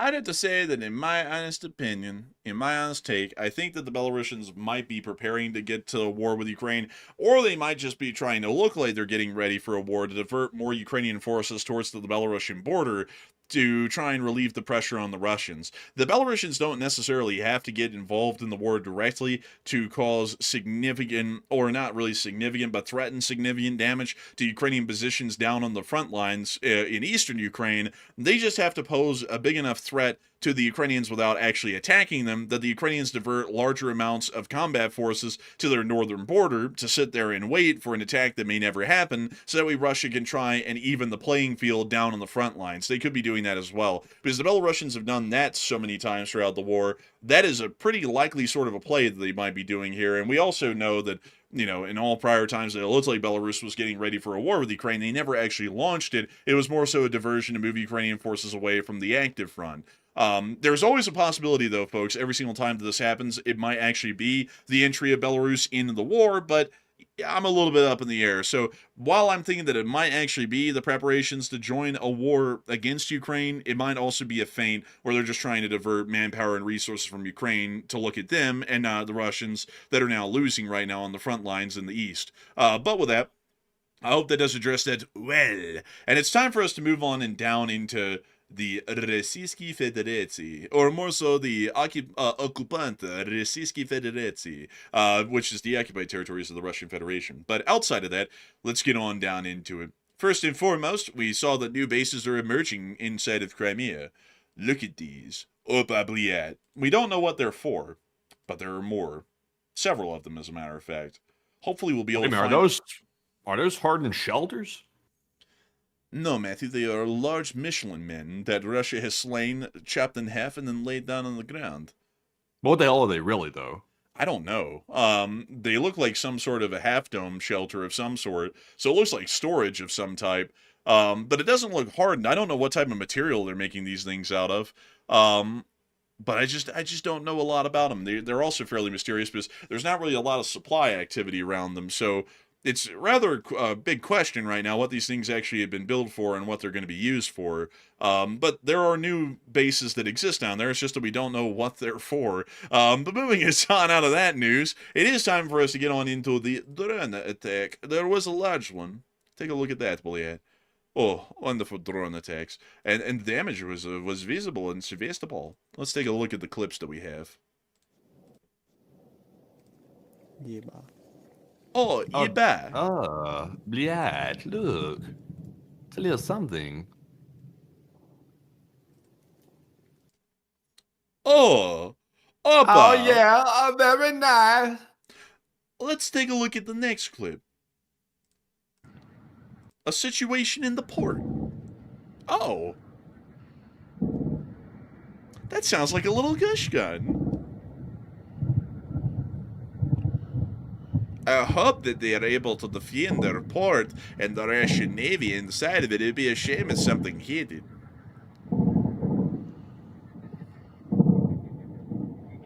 Oh man, it's a rather calm attack. I mean, it's not crazy defense. Oh, they're starting to pick it up though. Oh, it's about to really get active here in a minute. Oh, I feel the panic setting in. They're like, shit, they're getting clots out of like. Oh shit. It's picking up a lot.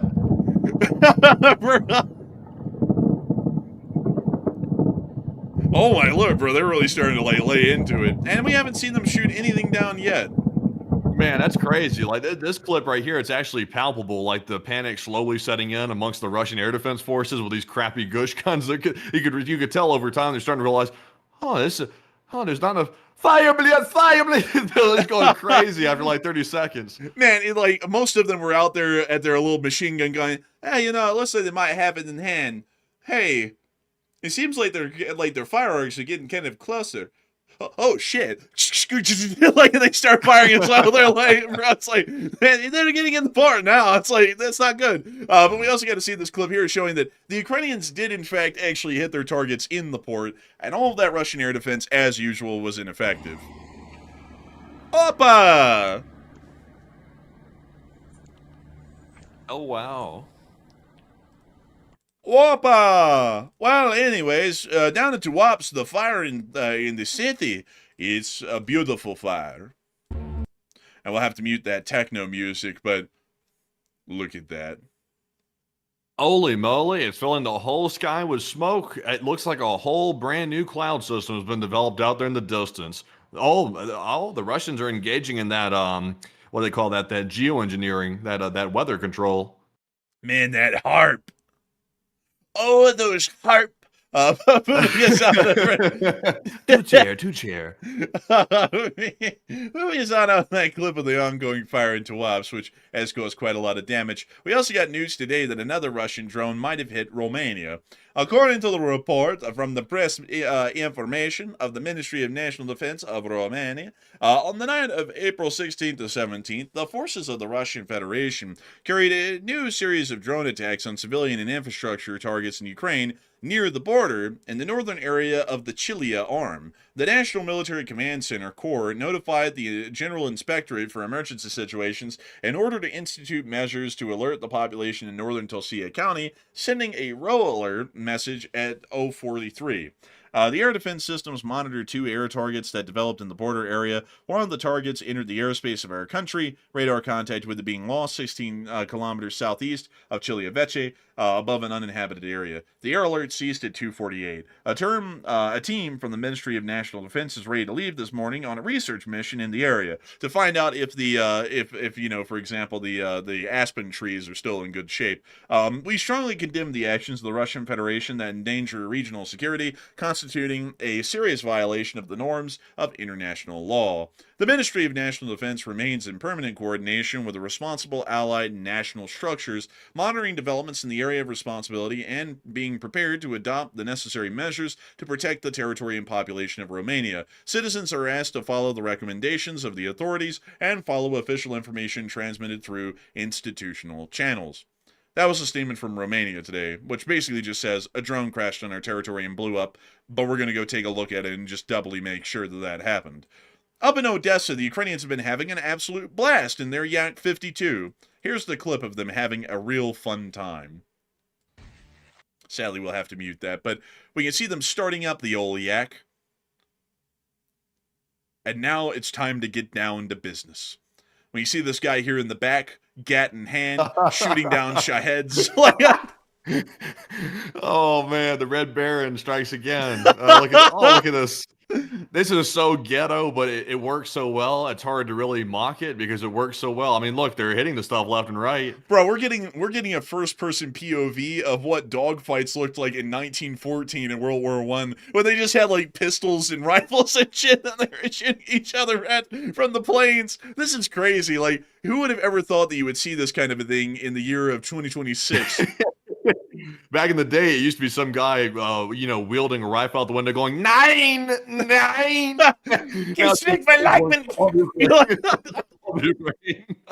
Man, or it was some British guy in an air coat going, "Hello, chap, have a weapon." And then he just like pops you basically at point blank range. Oh my lord, this is honestly insanity. But this has been a very common air defense tactic around the Odessa city area for years, and it's actually very effective, believe it or not. Y'all wouldn't believe that unless y'all saw the footage, and I wouldn't believe it either, because if you told me that 2 dudes were flying around in a crop duster with an AR-15 shooting down drones, I would tell you that sounds like something from the meth fields of the southeast. But crazily enough, this is actually a common tactic over here in Ukraine.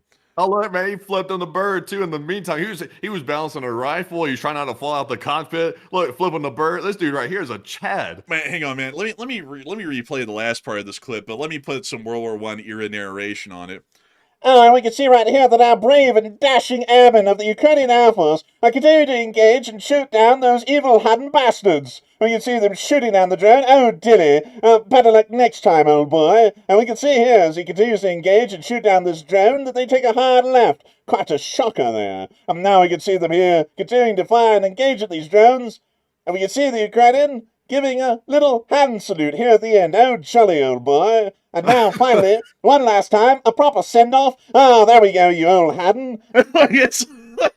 Man, crazy work right here. The Ukrainians will never bitch about their circumstances. That's one thing about the Ukrainians. They can literally be like working with about old bear skins and old equipment and stuff like that, and they will still make the best of it. And you can tell they're shooting this stuff down. I mean, it may look ghetto, but it still works. I mean, only the Ukrainians could do that. By the way, I'm not sure if any other military that could pull that off.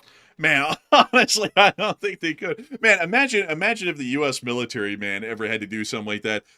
You would be hearing, honestly, you would be hearing about it, rightfully so, because we have a $1 trillion budget, and we're about to have a $1.5 trillion budget. But, a lot of people are like, what the hell has the U.S. military come to? Meanwhile, in Ukraine, they're like, we have 5 rubber bands, a piece of lint, and 1 paperclip.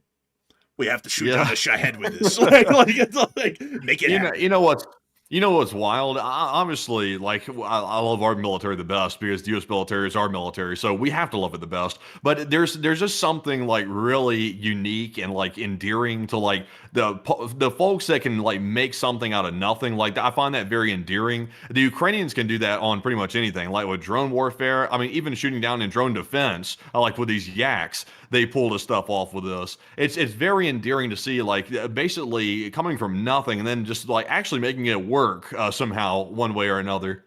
Man, bro, dude, the U.S. military would be like, oh man, these drones pose an issue. We're going to have to come up with a multi-million-dollar pod on board a Super Hornet, launched from a carrier that costs billions of dollars, to fly out there, and it will only be able to provide cover for 5 minutes. Meanwhile, the Ukrainians be like, I bought this microwave, and I pulled out the microwaver, and I just attached it to a stick. And I turned that thing on, and it fries all the drones. It's a very simple system. It works very well, though.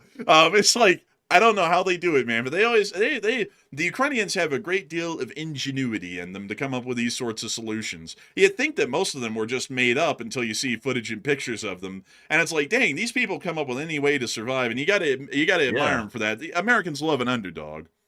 They're scrappers. They really are. They're scrappers. That's a country right there that has a will to survive that I'm not sure if I've seen in any country in a super long time. That country's got a will to survive to the end. Really, it does. And that's why they've survived for 4 years. I mean, most everyone expected that they wouldn't even last a week. 4 years later, they're actually on the upper hand these days. But moving on from that, it is time for us to get on and into the location unknowns, which we only have the casualty report for today, and it was quite a good one. 3 Bobcats! Holy moly!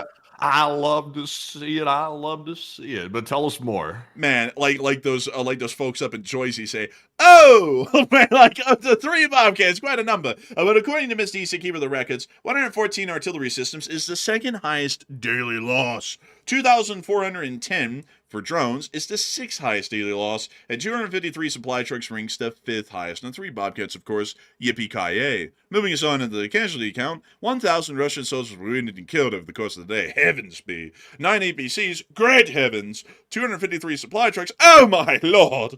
4 main battle tanks, good heavens. 114 artillery pieces, oh gassed. 2,410 drones, 1 MLRS, 12 cruise missiles, 2 anti-aircraft warfare systems, and 3 I can't count, actually. 3 Bobcat skid steers, but on a trio of Bobcat. Yes, it is wonderful, but moving us on from that, very nice. It's time for us to move on up into Kupiansk, where we were able to see that the Ukrainians were targeting and hitting Russian forces in the 22nd Mechanized Brigade. We can see this Russian riding on a motorbike. Riding around in Rover, dang. You see Edman Sharpova, Oxman's over. Bam, and they go. Damn, bro, hit him from the back. Ayo. Pause. Man, I tell you what, man. blew his back out. like damn. But anyways, moving on from that, it's time for us to move on down and into the area of the Sebransky Forest. And we were able to see this Ukrainian soldier shoot down an FPV drone.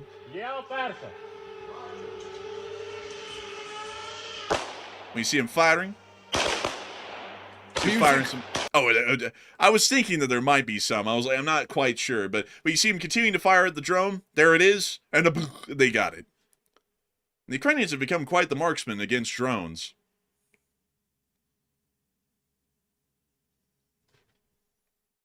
I don't know why the Russians haven't become marksmen against drones. I don't ever really see the Russians doing a whole bunch of drone defense. Usually they're catching it with their bodies, usually.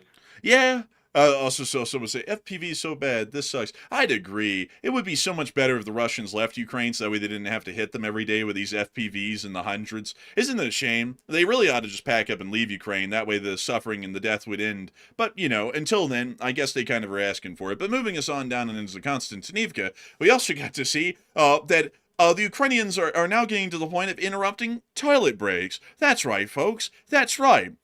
When you see this Russian going to the outhouse here, and the Ukrainian drone has spotted the poor lad, they now are going to pop a drone into the outhouse. Oh, no, not oh, on the shitter. Shit. Oh, my God, they didn't hit him on the shutter. Oh, my goodness. And the shit caught on fire. Goodness. You wouldn't believe. Oh, my. Oh, I think that might be a foul. Is that a real shitty situation? That's out of bounds. That's a foul. Is that a bunch of shit? Was that Russian Probably. full of shit when he got hit? Probably. Was there any bullshit there? No bulls. Only bears.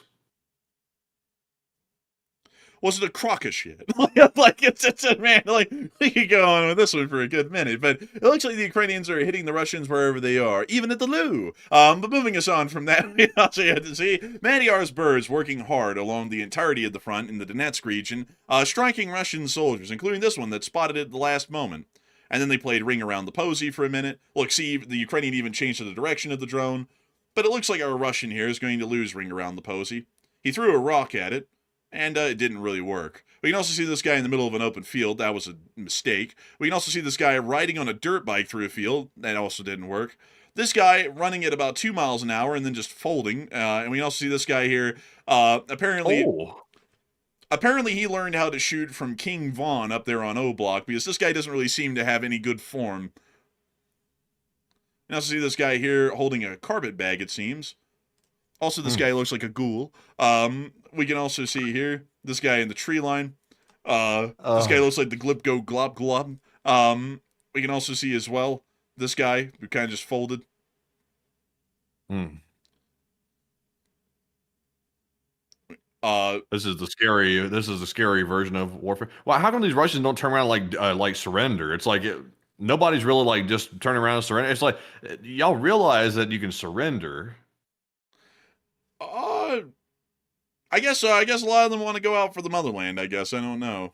It is kind of odd. Who knows what the hell they've been told about, surrendering, what happens after you get caught by the Ukrainians. They've probably been told all kinds of wild stories, I'd imagine, so that way they don't surrender.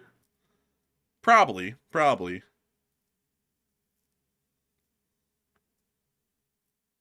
And of course, we have the usual Geneva Convention experts saying it's a war crime. It's not a war crime because they're not surrendering. So if you haven't surrendered, then you're in combatant and you're a target. If you're wearing a uniform and holding a rifle, in short, you are a target for the Ukrainian armed forces. It is rather interesting, though. I think a lot of people don't see this kind of footage these days. We've seen it for endless amounts of years at this point. But this is the war at this point for the Russians. This is what they do. They walk around in open fields until a Ukrainian drone finds them and hits them. This is why they take so many losses every single day. And I think a lot of y'all can get the idea with this kind of warfare why the losses are so high for the Russians on a day-to-day basis.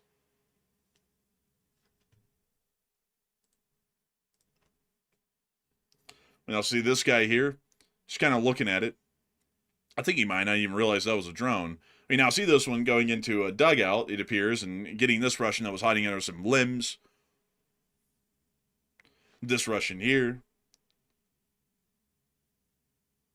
And we see this guy just walking on along. I guess he thought that was a Russian drone.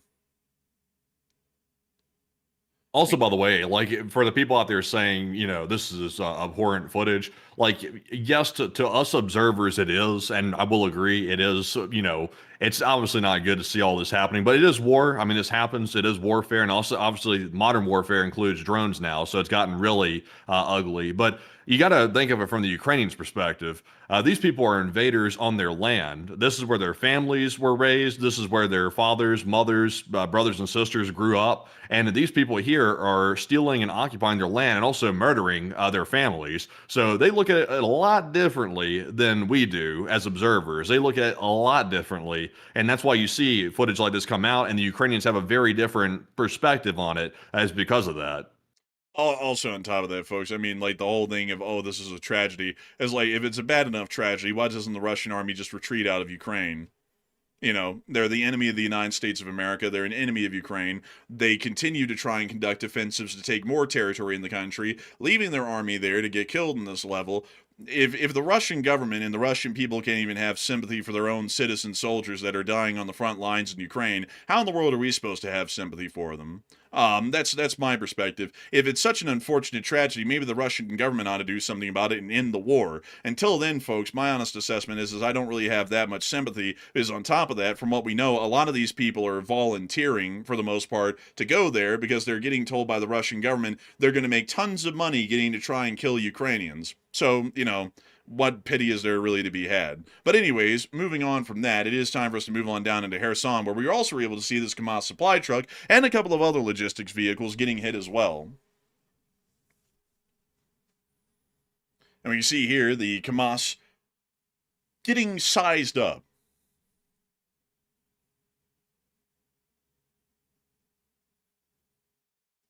Down with Kamaz. Also, man, I gotta say, this is a real treat. Someone said both sides are forced to go to war. No, they're not. No, they're not at all. Because you see, here in the United States of America, there's a lot of people right now, us included, who are in support of the war in Iran. And so, what are those people? Just unknowingly, just forced to go fight a war? No, a lot of people here in this country are in support of a war against Iran. We're just not in support of how poorly it's been fought so far on the strategy side of things. The difference between a country that's forced to fight versus one that actually wants to fight, you can see it very clearly. The Ukrainians, like we were just mentioning, are ingenuitive as hell. They'll literally go till the ends of the earth to find ways to fight the Russians, and they're actually succeeding quite well. And they were the underdogs in the fight. They were the ones that everybody was betting was going to lose off the bat. Meanwhile, the Russians, who were allegedly the superpower, who was the favored odds of winning, that was their side, they came and pulled together to even come up with a coherent strategy, and they're taking losses that are orders of magnitude larger than what Ukraine's taking. So Ukraine wants to fight, but they're doing it much more efficiently, and they're the underdogs. And Russia didn't want to fight, and their guys on the front lines don't even want to be there. Most of them don't, and some of them volunteer, but a lot don't want to be there. And it shows. The proof is in the pudding. They're taking losses like crazy, and they can't even do anything right. Yeah, so, it is, to me, it is what it is, folks. We've been watching the war for 4 years. We were here at the beginning when we were watching the Russians violating women, executing people in the hundreds, if not the thousands in some cities. We've been around the block on this war, and generally, I got to be straight up with y'all, I don't really find a lot of sympathy for anyone in the Russian army when their time is called by the Ukrainian armed forces and they get hit. Because we've been around to watch a lot of the atrocities that the Russian Federation has conducted. Not Putin, but those little guys that you're watching get hit by those FPV drones. It's people like them that conduct the actual atrocities and the war crimes in Ukraine. And once you watch that enough times, and you know that they continue on the war, and a lot of Russians in the country of the Russian Federation still support the war personally, there's not really a lot of ways to go, oh, this is unfortunate that these invaders of this foreign land that they're still in and they're still trying to take over are getting wiped out in droves. It's like, how in the world are you supposed to see sympathy for that? That would be like me saying, oh, I feel sympathy for those Chinese soldiers that have invaded California, for getting blown away. That's so unfortunate. We ought to just give up and let China take over the country so those poor Chinese invaders don't end up dying in mass trying to invade the United States. The logic there is flawed because at the expense of having sympathy for our enemy, we end up seeing that more of our own people suffer and die in turn, which is not really a position I think is advantageous for the common citizen of this nation or Ukraine in particular. But moving us on out of that, it is time for us to move on up into Kyiv and to cover the speech from the president of Ukraine, Volodymyr Zelensky, which put out a very interesting speech over the course of this day.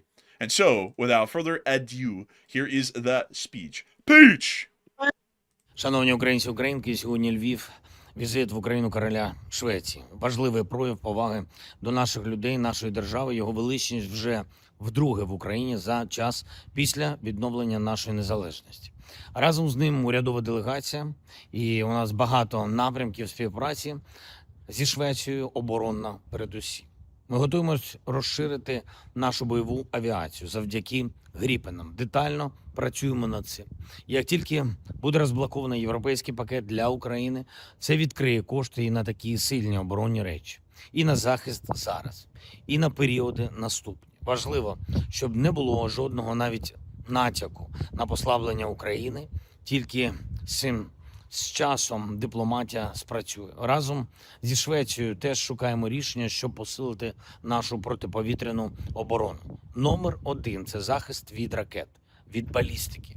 Ми проговорили сьогодні ці питання. Через війну в Ірані є ризики для послаблення такої зброї, постачання зброї в Україну. І дякую всім партнерам, які готові допомагати та шукати, як це виправити. Німеччина, Норвегія, Італія, Нідерланди, зараз Швеція в Україні. Візити цього тижня були саме про це, щоб ми весною, літом могли зберігати стійкість України, силу України, і щоб у Росії не було спокуси думати, що зростання нафтових цін та нестабільність у світі може Росії чимось допомогти в війні. Фактично, щодня на політичному рівні, на військовому, в комунікації з партнерами заради ППО. Ми шукаємо антибалістику. Найголовніше, рухаємось до таких умов, коли зможемо в Україні та разом з партнерами виробляти протиповітряну оборону. Всі необхідні формати, ППО, системи, ракети тощо. Це серйозне стратегічне завдання для України, реальне завдання, яке гарантуватиме захист на десятиліття. Серед гарантій безпеки, які розглядаємо для України, пакети зброї, можливість виробляти необхідну зброю, а отже ліцензії на це і промислова база. Це ключові речі. Сьогодні ще братиму участь у зустрічі по Ормузу. Багато лідерів збирається для координації, щоб гарантувати безпеку в Ормузькій протоці. Зараз світ точно знає, де ця протока і чому вона так важлива. І про цю протоку повторює майже те саме, що ми говорили про Чорне море у 22-23 роках, коли росіяни намагались нам заблокувати Чорне море. Україна це завдання вирішила. Тепер вже абсолютно всі в світі бачать, що безпека на морі – це глобальна цінність, а не просто чиясь окрема проблема. Безпеку треба захищати спільно. Ми сподіваємося, що висновки партнерів із усіх викликів, які є зараз, будуть сильними. Дякую всім, хто справді захищає наше життя від терору. Дякую всім, хто допомагає Україні. Дякую всім нашим українцям. Слава Україні! And Heroam Slava. And with that, that is the end of the speech from the President of Ukraine, President Volodymyr Zelensky. And we actually have breaking news coming out at this moment right now. So, Matthew, what do we got? All right, so it looks like there might have been a momentary press gaggle, which is what they call, by the way, when the president makes statements or somebody makes statements to the press unprompted. It looks like there might have been one of those maybe on Air Force One. I'm not really sure where these statements were made. I'm trying to find that out right now, but allegedly, according to what I'm seeing on Twitter, it looks like the U.S. officials are now saying that they may not extend the ceasefire if no deal is reached with Iran by Wednesday, and they say we'll have to start dropping bombs again, according to U.S. officials. And they say, we will take 100% of Iran's enriched uranium back to the United States. And if not, we'll get it in a much more unfriendly form. And also, there's other reports claiming that they'll get the uranium one way or another through cooperation or else. So it seems to me that it could be that we're looking at maybe ground operations possibly, as we heard today that Iran said nobody's getting that uranium. They're keeping it. So, all these reports coming out of the U.S. saying they're getting it back, that's just simply not the case from the sounds of it. So I'm trying to find out where these statements were made, though. I believe they were made on Air Force One, but I cannot tell. I'll try to find the source of that directly. But Enforcer, what say you? Man, sounds like everything we said earlier was right. Damn. Folks, if y'all had a jar in your house, and you put a quarter in it for every time we got some form of analysis right before something happened, y'all would probably be having a pretty decent little vacation fund going at this point if it started 4 years ago. It's kind of crazy because I think we generally were saying something along those lines a little bit earlier, that the shooting would start and the bombing would begin again, and it looks like the shooting is going to start and the bombing is going to begin again here really soon because, as we said, the Iranians are a terrorist state and they're not willing to actually make any agreements with us that last. Crazy how if you have two eyes and you're not in deep in political Kool-Aid on one side or the other, you can just see that stuff and call it for what it is and generally be correct on it most of the time. But anyways, with that, I hope that does address that the best I can. And with that, folks, it is time for us to move on and into the rest of the show for the night, which is the question segment where we get to talk to each and every single one of y'all.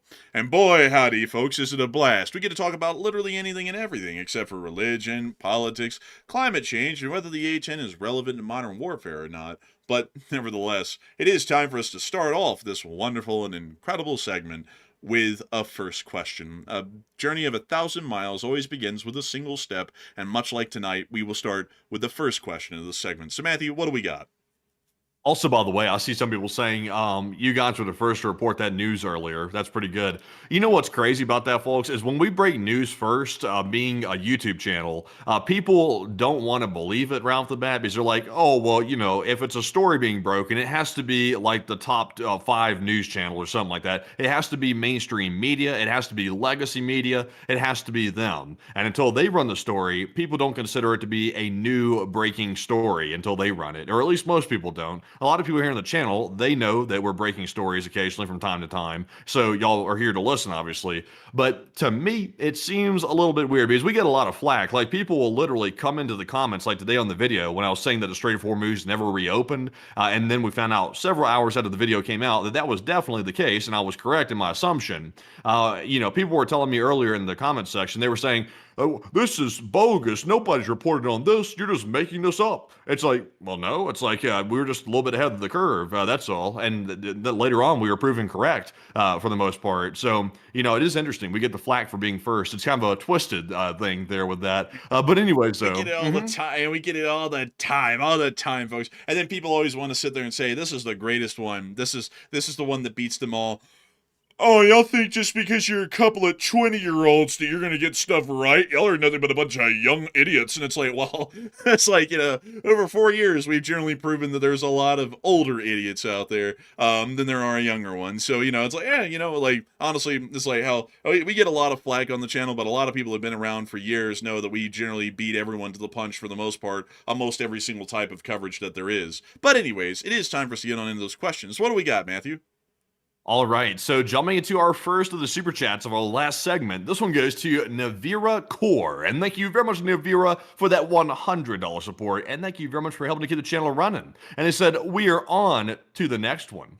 Yes, we are. Like, it's a legendary phrase of this channel. Kind of like, what say you? Someone said, what is he saying? What say you? It's legendary. That's why everybody knows that. Like, we could put that on a shirt and we could probably make a killing off of that phrase because it's iconic at this point. It's affiliated with this channel to the extremest lengths. I gotta say, a huge thanks to you for the support and helping this channel to keep on running, Navera Core, because with your support, we are able to keep covering the news every single night, and we are able to move on to the next one every single night. And so, humongous thanks to you so much once again. And with that, we are on to the next one. All right, and our next one goes to Give Up Now, 000. And thank you very much, Give Up Now, for that $100 support and also being very generous to Hey! help keep the channel running. And he said LSA times 4. And I love to see it. And a humongous thanks to you for support. Give up now. And and give up now. But a big thanks to you for support. And long live the Lee Spring Army. And the Lee Spring Army will never truly die. It's an amazing group in support of American and Western interests around the globe. And I love to see that the growing support for the LSA is always a never-ending reality. We're almost up to 600,000 members at this point of the Lee Spring Army. And with each passing day, it only grows larger. And so a big thanks to you so much once again. I hope that has addressed that well. And with that, we are on to the next one. We also have a $50 support from none other than Give Up Now once again. He puts in a 50 this time. Thank you very much, good sir, for that second support. We do appreciate that. He said, today's short war video was fire. And remember Spike.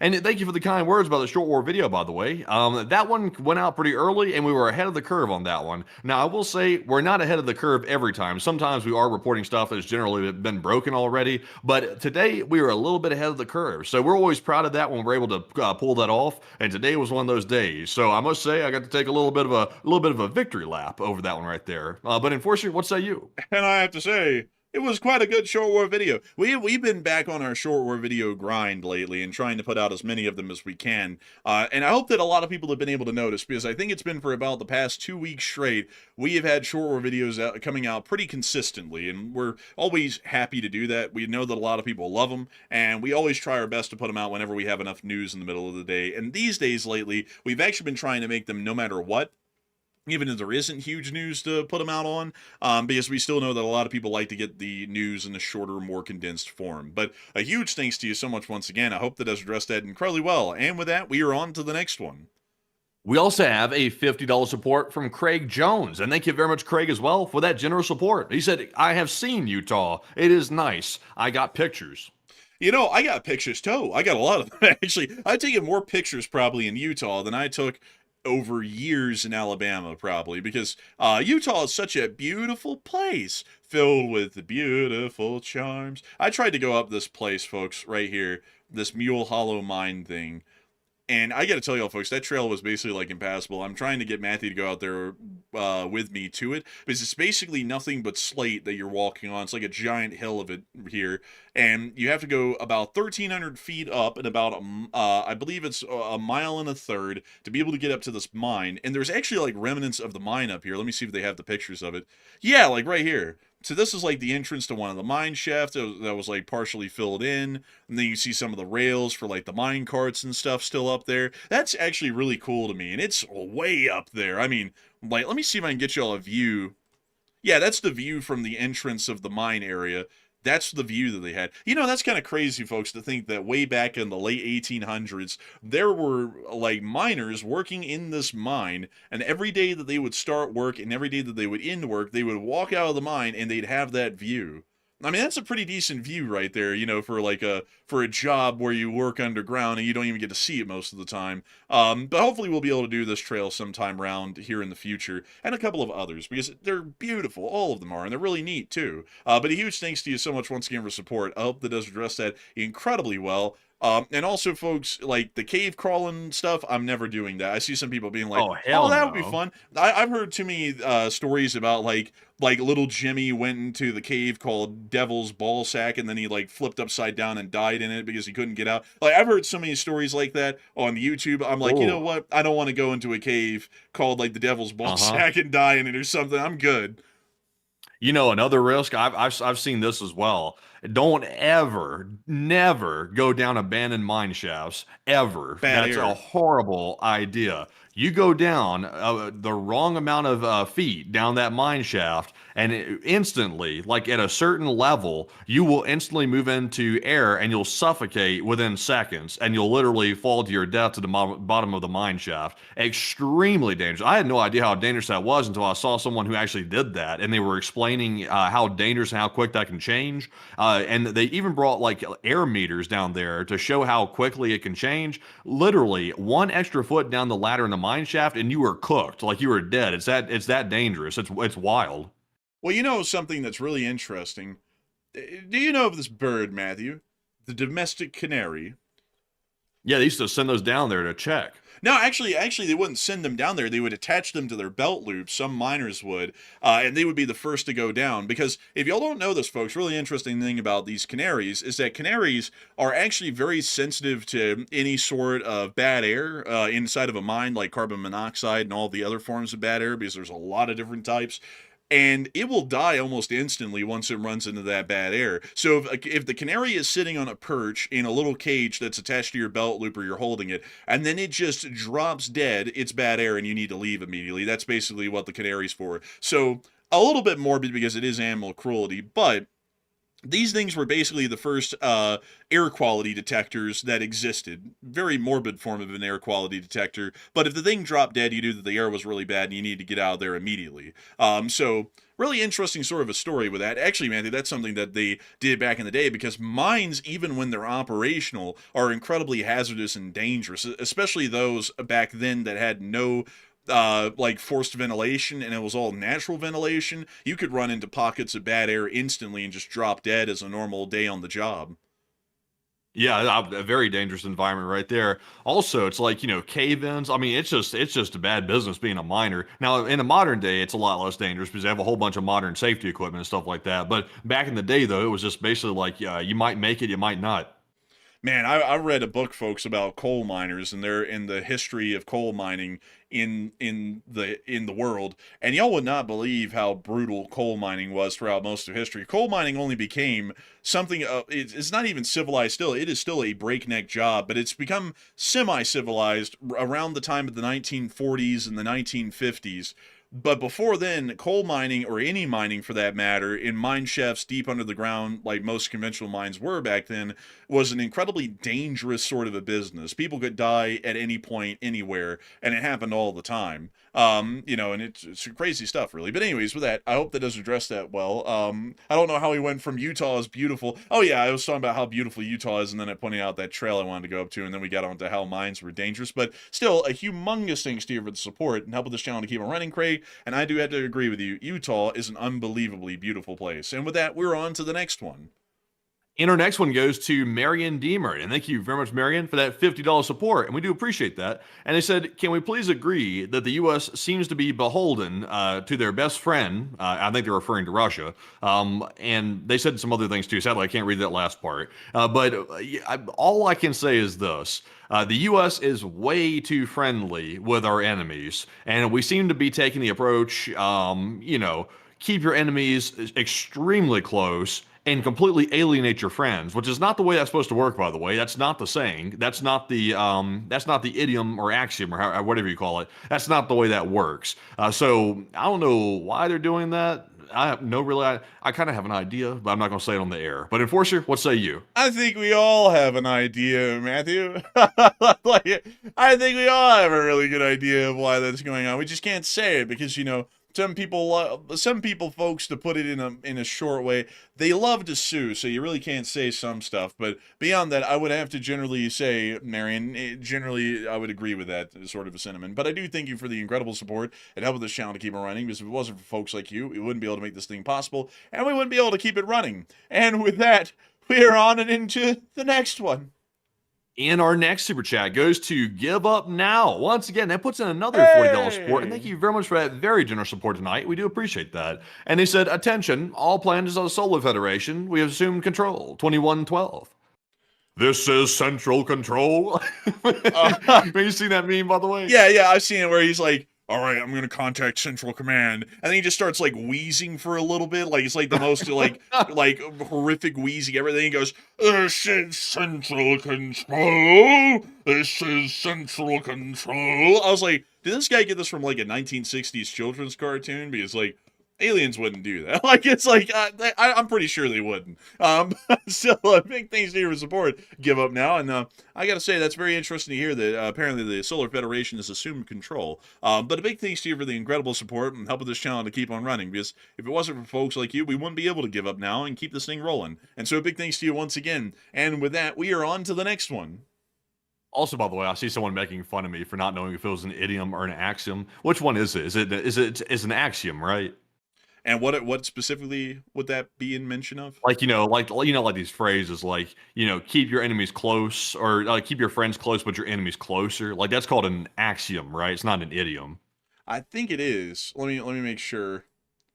Let's see. Also, by the way, Yes, I have a that feeling is this actually it. person, I have a feeling that person that said that, if they were asked that on the spot, they probably wouldn't know, but they got to get one over on me because I had a slip up. I hate it when that happens, by the way. Like, I hate that. Like, sometimes my brain will jump ahead before I'm like certain about what I'm saying, and I'll say something like that, and then I'll be like, I'm like, is it an idiom or an axiom? I'll just say both just to cover my bases. That way I don't sound stupid. And when I say like one and it's wrong, I'll just cover them both. I'm kind of like pulling a presidential move with that. I'm just quantum messaging all the terms just to make sure I get them right. Wait a minute. But enforcement, what do you think about that little quantum messaging? I've got the best defense against that. Also, by the way, before I even do this joke, no offense to the person who said this, idiom or axiom? LOL. What a stupid idiot you are. What a dumb person. Like, just go on the attack. Don't really address anything at all. Like, actually, it is an axiom, and I hate to have a slow. Just immediately go on the offensive and just start destroying the reputation off of the bat. That is the number one way, folks, to make sure that you always look perfect. Is like if someone says, hey, you just ran over that dog. Boy, what a stupid idiot you are. You're really dumb, aren't you? You really think you got me with that one. Well, I didn't run over that dog, but there's blood on the front of your car. That's from jam and jellies that I had last night. That's clearly not blood. You're a stupid idiot, a real dumb idiot. A lot of people look at you and they go, wow, what a dumbo you are. Real dumbo. But anyways, with that, it is time What a damn idiom. What an idiom! What an idiom! A dotard, actually, really stupid. Many such cases. Many people have this derangement syndrome where they see stuff for what it is, and then I call them a liar because it doesn't make me look good. Really dumb bastards, really. I will say there's one thing he did that I still remember that actually made me chuckle like legit. When he went to North Korea, you remember when he went to the DMZ and he was in the little blue like diplomacy buildings on the DMZ, and Kim Jong-un was on one side of the diplomacy table and the president was on the other side, and he walked in and he made some like offhand comment, was like, yeah, they're taking great pictures. We like to look nice and slim in these pictures. And he's like making the fat like symbol, like Kim Jong-un, like basically calling him fat, like right to his face. And Kim Jong-un turned and looked at the camera. I don't remember, but Kim Jong-un turned and looked at the camera and he went, huh? It's like, I will admit, like that was actually kind of wild, like to say that to his face. Like, not that Kim Jong-un was going to do something, right there at the DMZ. But I mean, that was crazy. Oh, wait a minute. Bro, I think, yeah, it wasn't Singapore. There's a video of it. Handsome and thin. Bro, they captioned it handsome and thin. That's crazy. Oh my God, I remember that. I'll be honest, there's been a lot of funny moments, but like it's like also, it's like it's kind of just getting unfunny at this point, like it's kind of running its course. But anyways, I mean, that was actually hilarious though, man. Like, also another good one was like when recently Erdogan was brought over and he was like, oh, elections were rigged. You know a lot about that, don't you, Erdogan? And it's like, what? It's like, what the hell is that supposed to mean to him? And basically it was kind of like insinuating in a way that like, that guy was rigging elections, but it's like, you don't really say that to people though when they're on a diplomatic visit. It was hilarious though, but you don't really say that. Like, just because something is funny doesn't mean you should say it, you know what I mean? Like, it's kind of like that one time, folks, that George H.W. Bush showed his love for the state of Japan by throwing up in the prime minister's lap on a state visit to Japan. It's like, yeah, it was funny, but should you do that? Like, it's like, no, like, you shouldn't do that. Yeah, that sucked when he did that. Actually, folks, I think he was fighting some extremely bad bout of pneumonia, but he didn't want to cancel the state visit because during that time, interestingly enough, our relations with Japan were kind of becoming a little bit strained because people here in the United States just started to have a growing hatred for the Japanese during that specific decade. So he was going over there to try and smooth everything over and kind of show the U.S. public, hey, Japanese people are really cool and everything. They like us, we like them. And that's why he went over there even with a bad bout of pneumonia, and then that happened. So, very funny, but should you throw up in the Japanese prime minister's lap? No. Like, it's generally considered socially inept. to put it I think if that mildly. happened to me, I don't think I could have been as like put together as the Japanese. What was it? The Japanese prime minister that Yes. got thrown up on. I don't think I could have been that put together because, you know, I won't get graphic. I'll refrain from getting graphic. But it's like, you know, being around like someone who's in a condition like that, that doesn't usually create good things with people. You know, I don't know how the guy was able to hold it together. Man, you know, I mean that was so another time that was pretty interesting in foreign policy lately was, let me think of it, man. I'm trying to think of that one time. It was crazy. It wasn't actually incredibly recent. But it was this one time, folks, that Jimmy Carter went to Poland. I don't know if y'all know this story, but he went to Poland and he gave a speech, and he was trying to say that he had a great love for the Polish people and that that love would never break between the United States and Poland. And it was during the time of the communist era, it was in the 70s. But Carter mispronounced some Polish words because he was actually making the speech in Polish, and it didn't come out as "I have a love for the Polish people and it's going to be an internal bond between Poland and the United States no matter what." It actually came out as "I have a carnal desire for the Polish people and I'm not going back." So what they heard at the speech was Jimmy Carter's going to be screwing everybody in Poland and he's never going back to America. And that was not at all what the speech actually said in Polish, but he mispronounced it in a way that it came out in that form. Getting busy in Poland. Man, Jimmy Carter went over and said, "I'm getting down with it and I ain't going." Like, and I was like, what? Like, it's like, damn. You know, also... Y'all know my middle name is Genghis.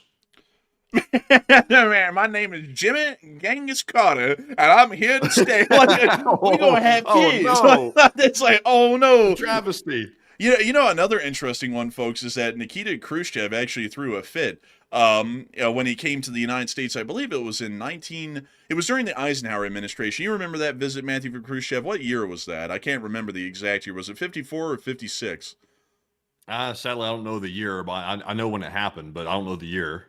Yeah, well, Khrushchev came over to the United States at some points during the Eisenhower administration. By that point, Disneyland had been opened, and Disneyland was opened in 1955, or 1954. I'm not exactly sure. But Khrushchev actually wanted to go to Disneyland, and the Secret Service in the United States and also the Russian KGB that was providing the security for Khrushchev, they couldn't really guarantee his security at Disneyland because it was an impromptu visit that hadn't been pre-planned where they could clear everything out and secure it. So Khrushchev actually threw a fit, from what they say. Like, he was basically throwing like a child temper tantrum that he couldn't go to Disneyland, which I kind of find a little bit weird because that guy was also the guy who would end up creating the Cuban Missile Crisis in 1962 with Kennedy, and about like 8 years before that, he was having a temper tantrum about not being able to ride the rides at Disneyland.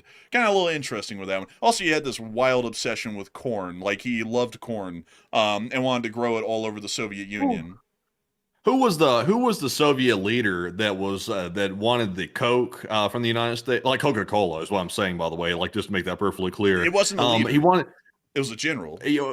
Yeah, somebody wanted the like a clear version of Coca-Cola or something. Like, they wanted it without the color. They just wanted it like look like water, but they wanted it to be Coca-Cola. Who was that? That was Marshal Georgy Zhukov. And why do you want it clear?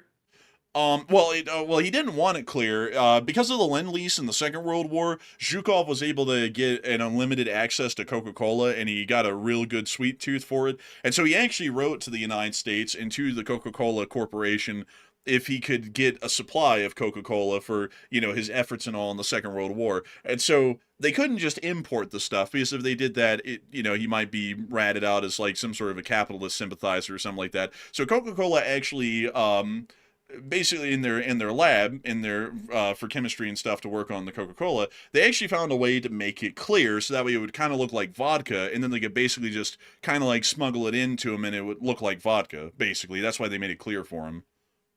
Honestly, I wish they would sell that commercially, like a clear Coca-Cola. I would actually buy that, like, and put that in the fridge. Actually, that sounds pretty cool. I'm not sure why I would want it clear, but I mean, it's just something about it. Like, if they can make it clear, it's like, why not have it clear?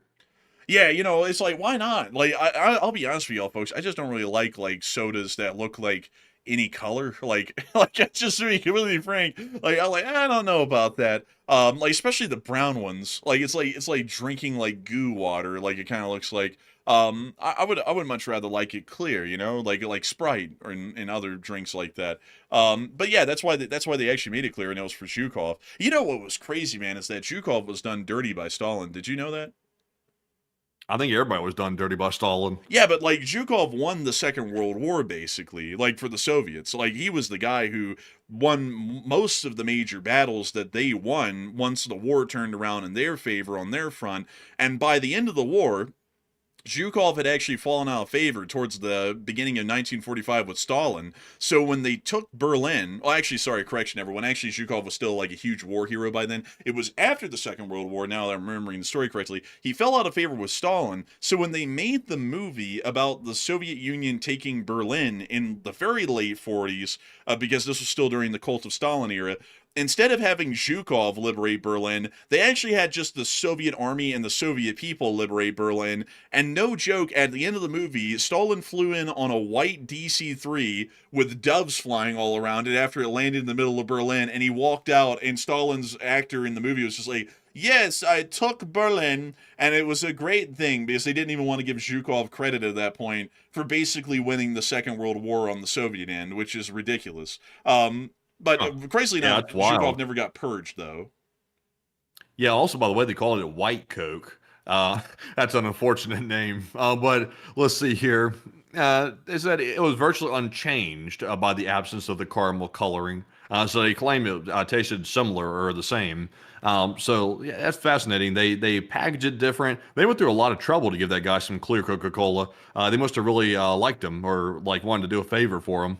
Yeah, you know, it's an interesting thing. Like, there was actually a lot of people back then who the U.S. would do little favors for here and there in the Soviet Union.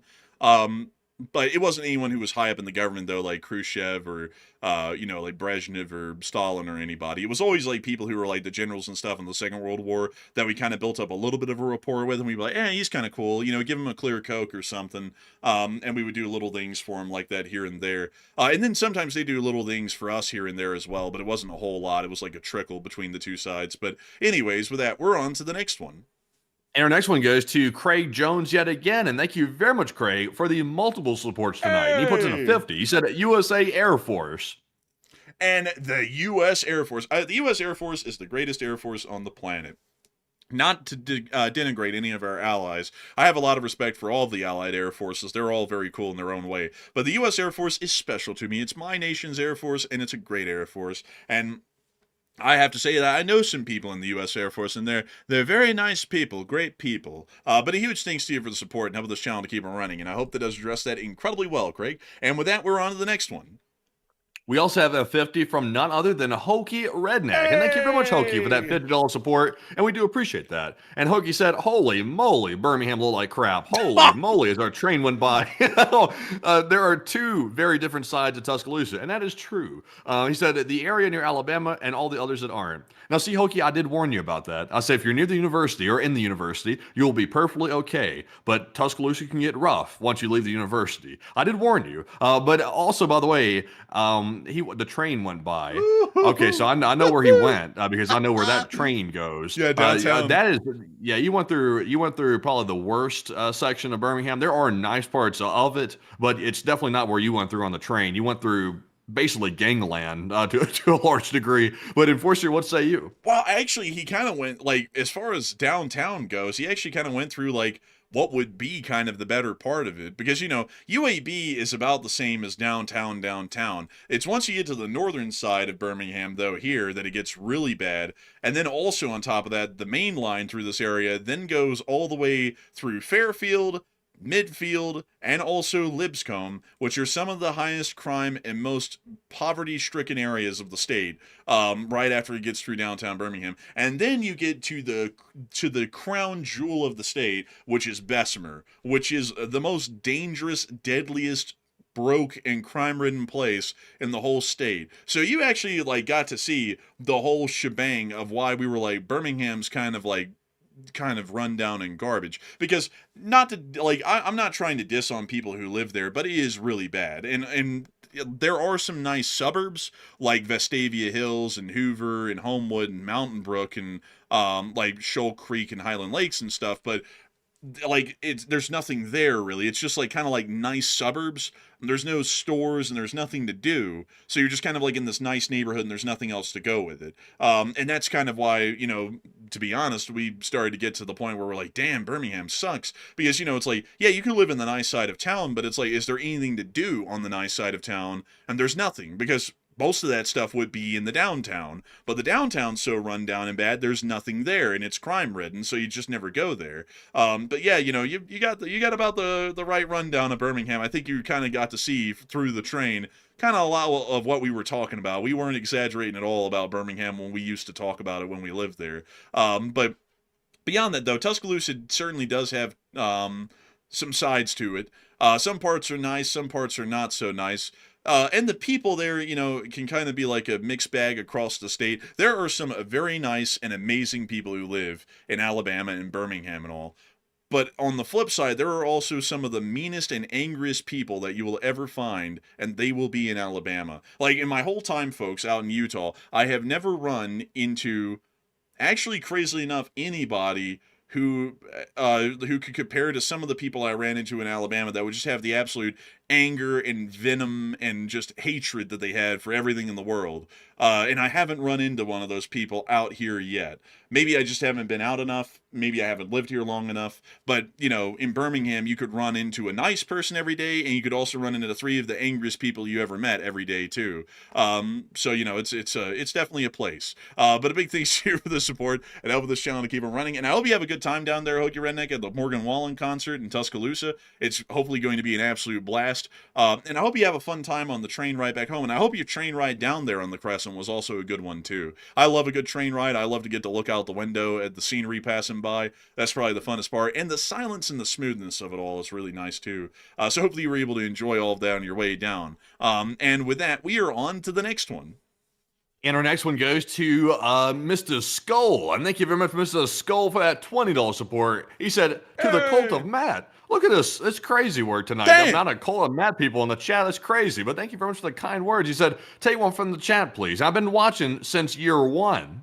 And I thank you so much for the support and helping this channel to keep on running since year 1. And I got to say, a big thanks to you for the support. And I got to tell you, Enforcing for President super chats are low in supply these days, folks. Really low in supply, I tell you. But beyond that, I got to say, a big thanks to you once again for support. And we will make sure to take one from the chat in your honor. So what do we got, Matthew? And the one from the live chat in honor of Mr. Skull is going to go to none other than Diane Merriam, who said, is there anything going on in Kaliningrad? Not really at the moment. It's just normal activities as usual. The army group that's there, or the Combined Arms Army, which is what it technically is still there at the moment and still operating the way it has been. So nothing has really changed, and the situation seems to be fairly normal there. So I hope that does address it the best I can, and a big thanks to you for support and helping this channel to keep it running. And with that, we're on to the next one. We also have a 20 from Music Uploader, and thank you as well for that support. They said, LSA, and there's a huge power struggle in the regime in Iran, completely split. IRNA was throwing accusations of a coup today, and this is going to be messy. A surrender deal on Monday and ceasefire ending on Tuesday? Maybe a timed coup against the opposition? I'm not entirely sure. We haven't really been hearing any news about extreme instability like that inside of the Iranian government on our end, so unfortunately I believe I have to declare ignorance on that one. But a big thanks to you for the support and helping this channel to keep on running. And with that, we're on to the next one. And this one goes to Give Up Now once again, who puts in a 20 this time. And thank you very much for the, I think that's like a 4th or 5th support. We appreciate that. He said, curb stomp, them Bama boys ready to throw hands. Well, I mean, I'm just trying to give people the verbal cue to understand the level of destruction and the level of damage that our enemies would like to do to us. Because a lot of people always look at it like, oh, they did them just some innocent people. You know, like with the whole war in Ukraine sort of a thing. Oh, those poor Russian soldiers with their guns and their atrocities. It's a shame they're getting wiped out. It's like, well, I mean, you know, it's like, It's a shame until they show up at your house and they loot it and they, beat you and, violate your significant other and everything and then leave you to deal with the damage that they leave. It's like very different sort of a story then. But, generally ready to throw hands. Yes, you got to be on the global stage. There's almost always an ample amount of hands to be thrown. Like, for example, with the Pope, who I've heard is weak on crime. I didn't know that the Pope had a police force, and I didn't know they were supposed to be cracking down on crime. Never knew that one. That's news. But a big thanks to your support and help this channel to keep on running, and I hope that does address that well. And with that, we're on to the next one. Now, something interesting right here. Well, actually, never mind. It's not interesting. I thought something was true, but I just proved my own point behind the scenes. But moving on to our next super chat. This one goes to Rosalie Love, and thank you very much, Rosalie, for the 20 pesos. You're like Jeff Pesos up in here. We appreciate that support. Rosalie said, "Get yourself a nice Costco chicken and take your change and tater tots." P.S. All my donations are in pesos. And a big thanks to you for support, Rosalie Pesos. That's your new name. But beyond that, I got to thank you so much for wanting us to get some Costco chickens. We're definitely going to get some. We're definitely going to appreciate them and really enjoy them and really writhe in them, really, And I got to say, you changed it, yeah, tots. And I gotta say, we'll have to look into that one. We'll have to research that one and get a real think tank and a thinking circle put up on that one and see what we can come up with. But a huge thanks to you for support and helping this channel to keep on running, because if it wasn't for folks like you, we wouldn't be able to keep this channel running and we wouldn't be able to make this thing possible.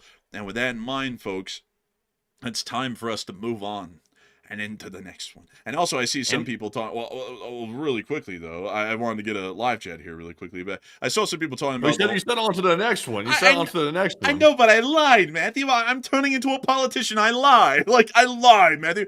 You bastard. I saw some people talking about the papacy, or more so the Catholic Church and such, with my joke on the week on crime thing.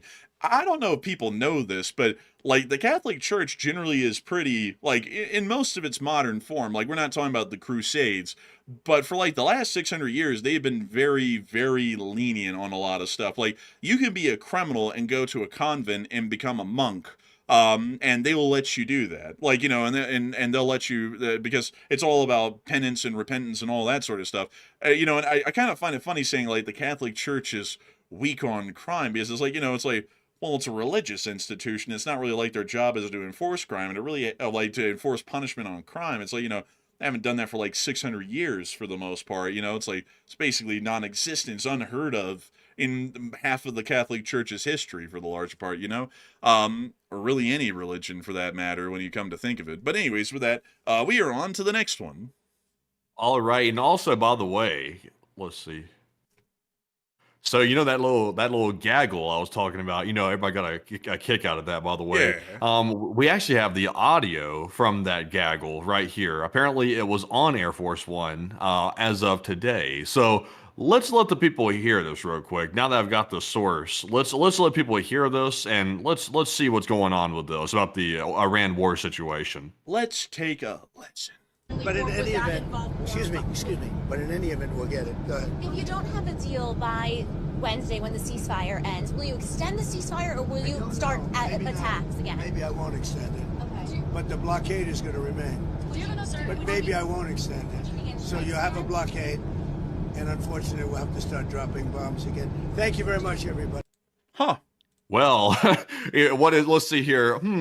It's Friday after market close. War appears to be back on. That's interesting. Let's see. I wonder what's going to happen on Monday morning. I wonder if war is going to be back off on Monday morning since the markets are back open. Man, when the markets are open, peace is a wonderful thing. The dove does fly with olive branches. And then as soon as the market closes, everyone will die. It's every single week.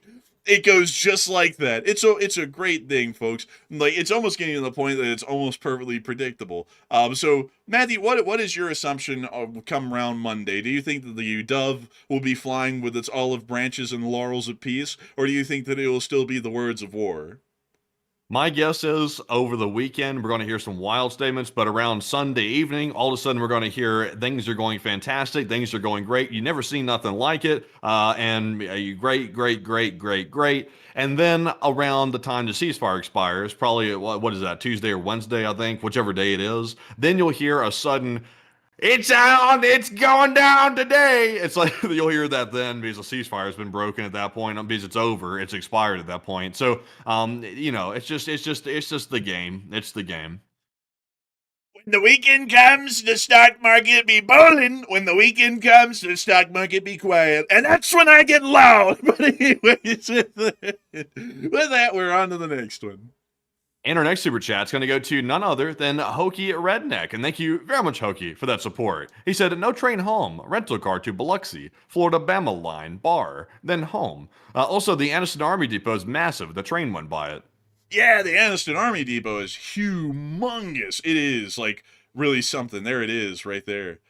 One hell of an Army Depot. And I gotta say, big thanks to you for support. And I hope, Hokey, that the rental car goes well. Biloxi is a place. It is certainly a place on the coast.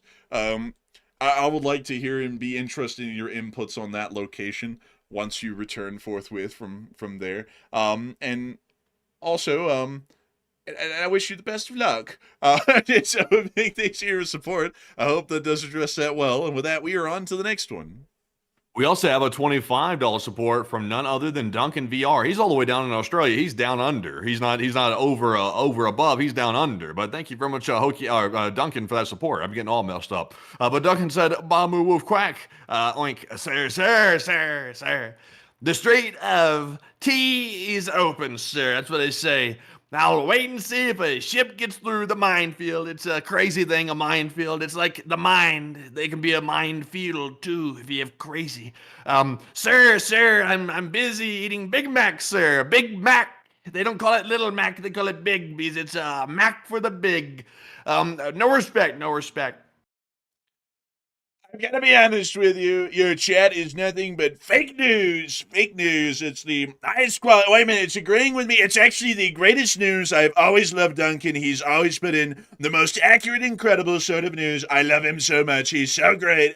It's an incredible thing. Wonderful to see, but outside of that, moving on from, excuse me. Many people have been calling me, sir. I've been saying the strait is open, but it's not. There's mines in the strait, and now it's the weekend. So while everything was going well when the markets were open, now that the markets are closed, everyone's going to die. It's a very sad fate, a very sad reality, but it is what it is, and many people will die, but that's a sacrifice I'm willing to make. But big thanks to your support and helping this channel to keep on running. I used to be a guy. I used to know a guy. He was a great guy. This guy, he used to have the best speeches. They said, "Sir, I've never seen a speech like that one. That's a speech. Oh my God, you got to hear that speech." I said, "You got to hear it." He got up there. His name was Lord Farquaad. That's what they called him. They called him a lord because he wasn't just anybody. He was Lord Farquaad. I want to be like that too. A little bit of that lord business. But anyway, we don't live in Britain. It's not Britain. We don't have kings. No kings. Everybody said they want a king. Everybody said they wanted a dictator, but we can't have it. It's just something strange with that. There's a little thing called law. It's called the Constitution. It's a little strange thing. It gets in the way from time to time. But his name's Lord Farquaad. He made the crazy speeches. You must say, you gotta admit, Shrek didn't know what to do when he heard that bastard talk. He was always caught off guard. Always, all the time. Meanwhile, on a highway in upstate New York, look at that dead raccoon on the side of the highway. Let me take out my pocket knife. Papa, what are you doing? Shut up, kid. I'm about to go inspect this raccoon and inspect something on it. Shit. Get him back in the car. Don't let him out there near that roadkill. That's a dangerous thing. Get that man away from that raccoon. Don't let him near it. Oh my God, what is he doing? What is he doing to that raccoon? It's not a good sight. This is ugly. Get it off the screen. Oh my God, what is he doing with that raccoon? That is absolutely heinous. What the hell? This is worse than putting Diddy in Fort Dix. Really something else right here. Oh my God. Oh, that always kills me every time I hear that. Like that, the irony of that. Fort Dix, the irony. I gotta be honest with you. There are some things that are healthy and some things that aren't. The mental health on that one is not that great, not that good. Even on the stuff we can confirm, it's pretty messed up. The allegations about the raccoon are something else, really something else. You don't hear a lot about that. A lot of people don't call you up and go, sir, I just went and chopped up this raccoon to inspect its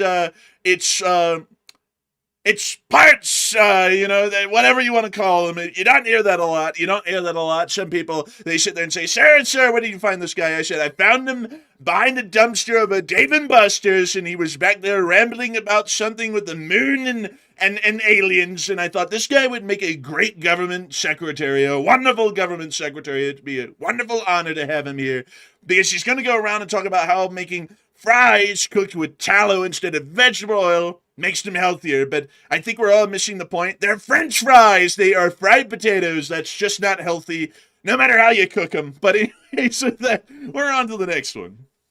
And our next super chat goes to Music Uploader, who puts in a 20. And thank you everyone for the support, by the way. They said, once the energy crisis deepens, Europe will sell off U.S. Treasury bonds to pay for the damage. And once the bond yields hit 4.6 to 4.8%, in their opinion, kiss the dollar goodbye, they say, and say hello to hyperinflation. But sure, let's demonize Europe and others. Hyperinflation sounds really good. When you sit there and talk about that, we have the greatest inflation. No one's seen anything like it. 500%. It's a great number. The Dow is up 50,000 points. It's a wonderful thing. Great thing. When the Dow is up about 50,000 points, by the way, people, there's this cheat code in the United States.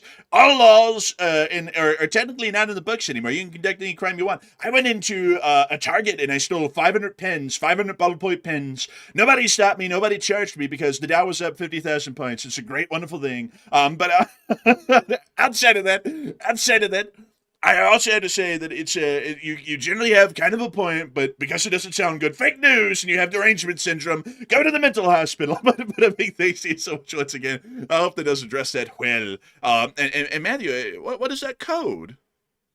I don't know. I have no clue. But with that, we're on to the next one. And our next one goes to My Trucking Travels, who puts in a 20. And thank you very much for the support, by the way. They said, good evening, enforcers. Here's some Costco chicken money, and I hope you all have a great weekend. Keep up the good work, and please take one for the chat in LSA forever. And thank you so much for the support, and thank you for helping us with the Costco chicken money. And we have been having a pretty good, we're hopefully going to have a good weekend coming up here soon. And we will make sure to take a live chat in your honor. And so, Matthew, what do we got? And we have a live chat question from I'm D. Stevenson, who said, are all of our troops that we are sending in the region yet? Not yet. The USS Boxer still isn't there, and they're carrying the 11th Marine Expeditionary Unit, so it's going to be a little while longer. But I hope that is addressed the best I can, and with that, we are on to the next one. And we also have a 20 from Craig Jones, and thank you, Craig, for that support. He said, I used to hate your corny jokes. But now it's grown on me. It's grown on me now. Well, I gotta tell you, anyone who says that they hate our jokes is nothing but a hack. Our jokes are the greatest. Many people call us up all the time going, wow, your jokes are so good. They make me laugh until I'm blue. And then I sit there and say, why are you blue? That's not good. It's like the Blue Man Group, not great. But Matthew's ears are hurting. They're hurting greatly because he's listening to the best person ever speak the greatest truths. I'm truthing. But beyond that, I got to say, a big thanks to you for support, Craig. And I'm happy to hear that you do find that the jokes have grown on you. And a big thanks to you so much once again for support. And with that, we're on the next one. And our next one goes to Gerald Everett. And thank you very much, Gerald, for that support. He said, do you think Turkey will come to the defense of NATO if the Russians attack? And have they said anything? They might, but I'm not sure. Turkey does Turkey things, so it's always a little bit unpredictable with them. But with that, I hope that does address that the best that I can. And a big thanks to you for supporting helping this channel to keep it rolling. And with that, we're on the next one. And we also have here a $20 support from Gerald. And thank you for Gerald. I already read yours off. I forgot to put the little check mark on it, though. But thank you once again for that support. And we also have a 20 from Old Warrior Fella. And he put in a 20 and said, it doesn't hurt that you are on during early morning Tehran Kyiv time while legacy workers party, you clock in. That's right.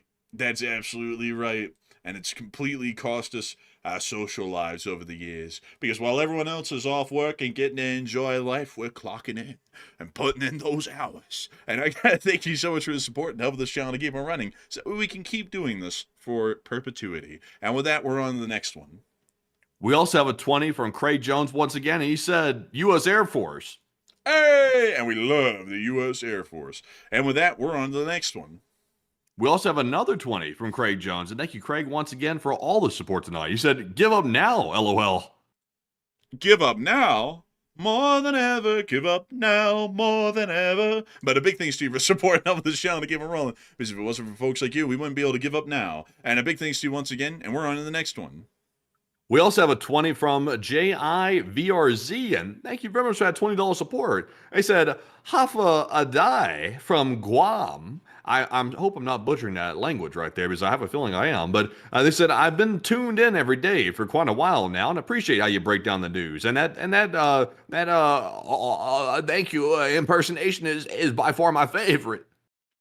And I gotta say, thank you so much for tuning in every day, so that way we can tune up. But big thanks to you for the support and help this channel to keep on running. And I gotta say, thank you so much for enjoying how we break down this news. And I don't know which one of us is got the good RFK impersonation, according to you, whether it's me or Matthew, but I think most people prefer Matthew's, if I'm not mistaken. But a big thanks to you for the support and help this channel to keep on running. And I hope that does address that well. And with that, we're on to the next one.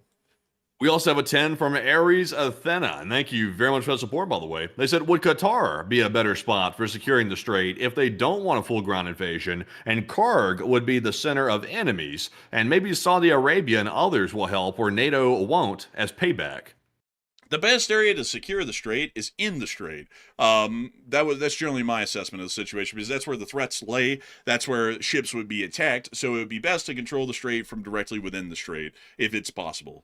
So I hope that has addressed it the best I can. And a big thanks to you for the support and helping this channel to keep on running. And with that, we are on to the next one. We also have a 10 from Green Lightning, and thank you as well. They said one passenger ship seemingly managed to sneak through Iran's blockade by going through the southern designated sea mine zone earlier today, looking at marine traffic, and they named the ship. And I heard about that earlier. It looked like they scooted super close to the Omani side, if I saw it properly, but did they actually make it through, though? That's the part I'm not sure about. I don't know if they made it through. I'm not exactly sure myself, but I did see that as well today. It's just that I never got the follow-up of the story because I wasn't able to find it as to whether they made it through or not. But a big thanks to you for support and helping this channel to keep it running. And with that, we're on to the next one.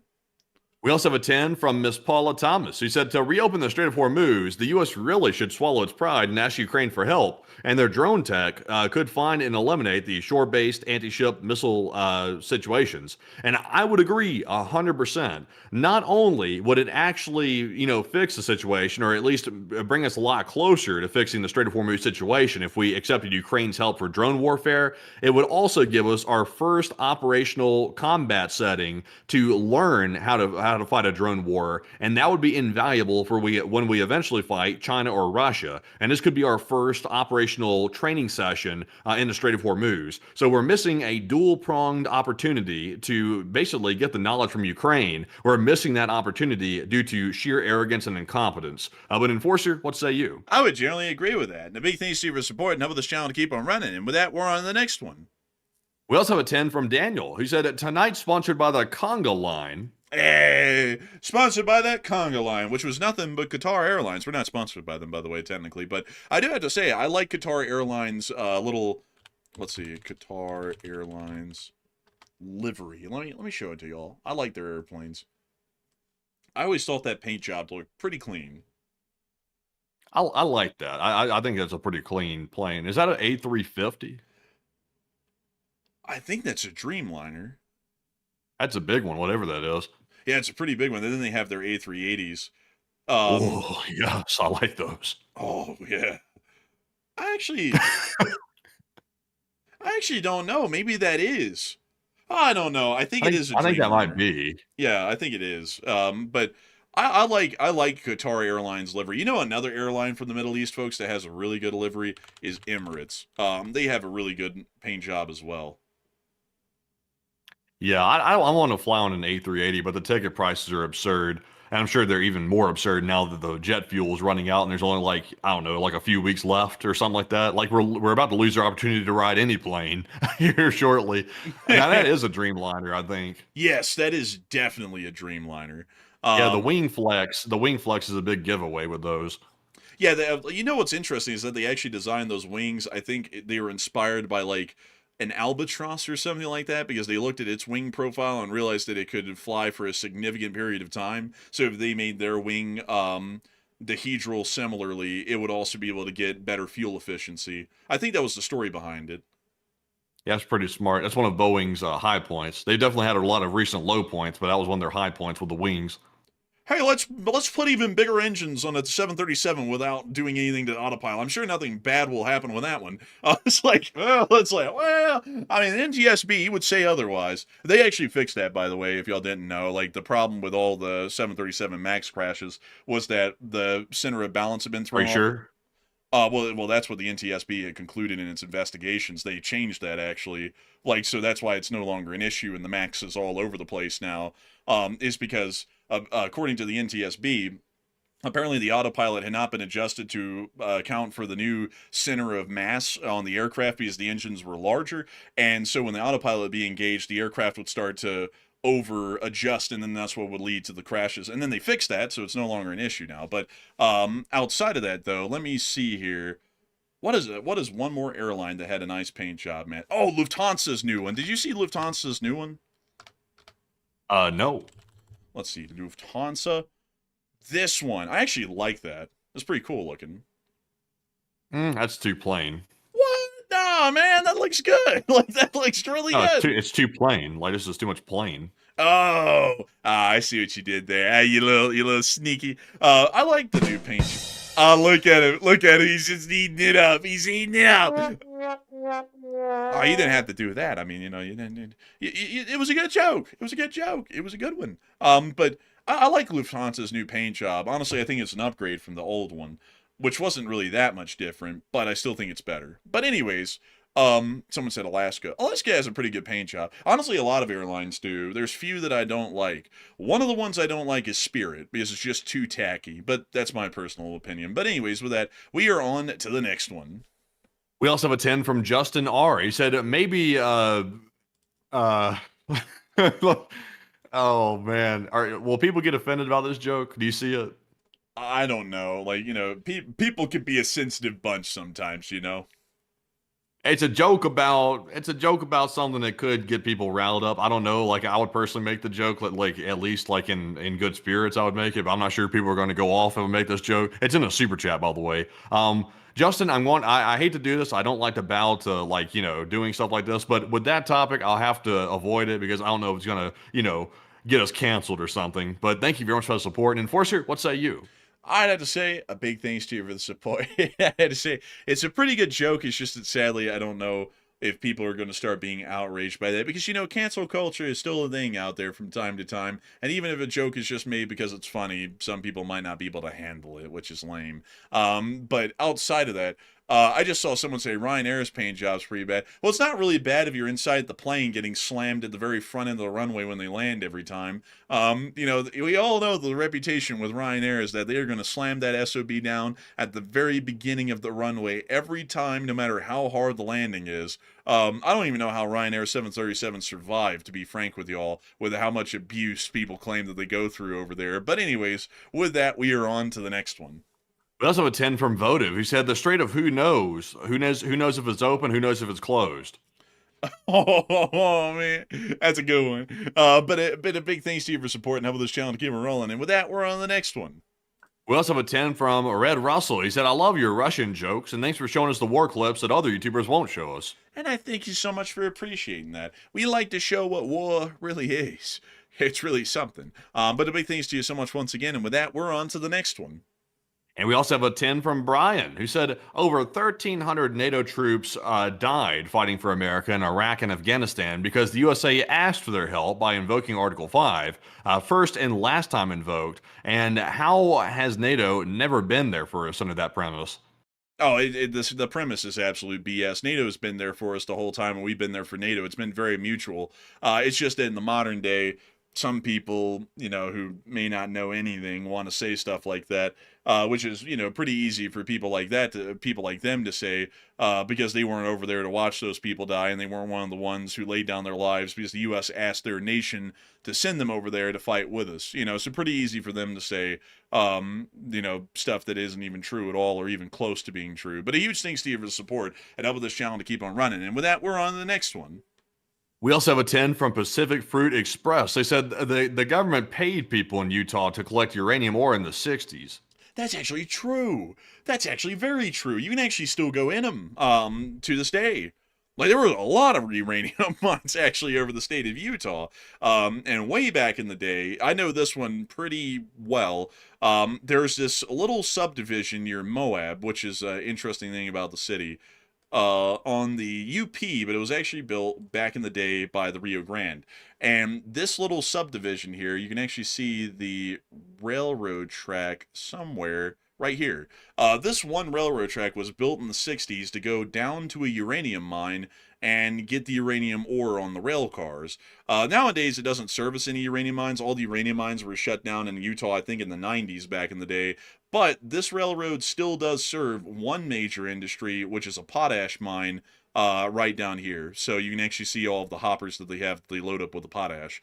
A little interesting fact about that, it's a neat little deal about Utah, is that they had loads of uranium mines, a lot of them around Moab. But anyways, with that, we are on to the next one. We also have another one from Pacific Fruit Express who put in another 10 and said, at some point, we are going to have to switch the diet from tacos to nachos to get the strait permanently open and safe to navigate. You know, we might have to, actually. Me personally, folks, I'm a big fan of tacos and nachos. They're very delicious. That's not supposed to be like a hidden political comment, by the way. I just think that the food is actually pretty good. But big thanks to you for supporting this channel to keep it running. And with that, we're on the next one. And our next one goes to Wan10 Quadruple 8, who put in a 10 as well, and said, a random hilarious thing I just remembered that foretold our present.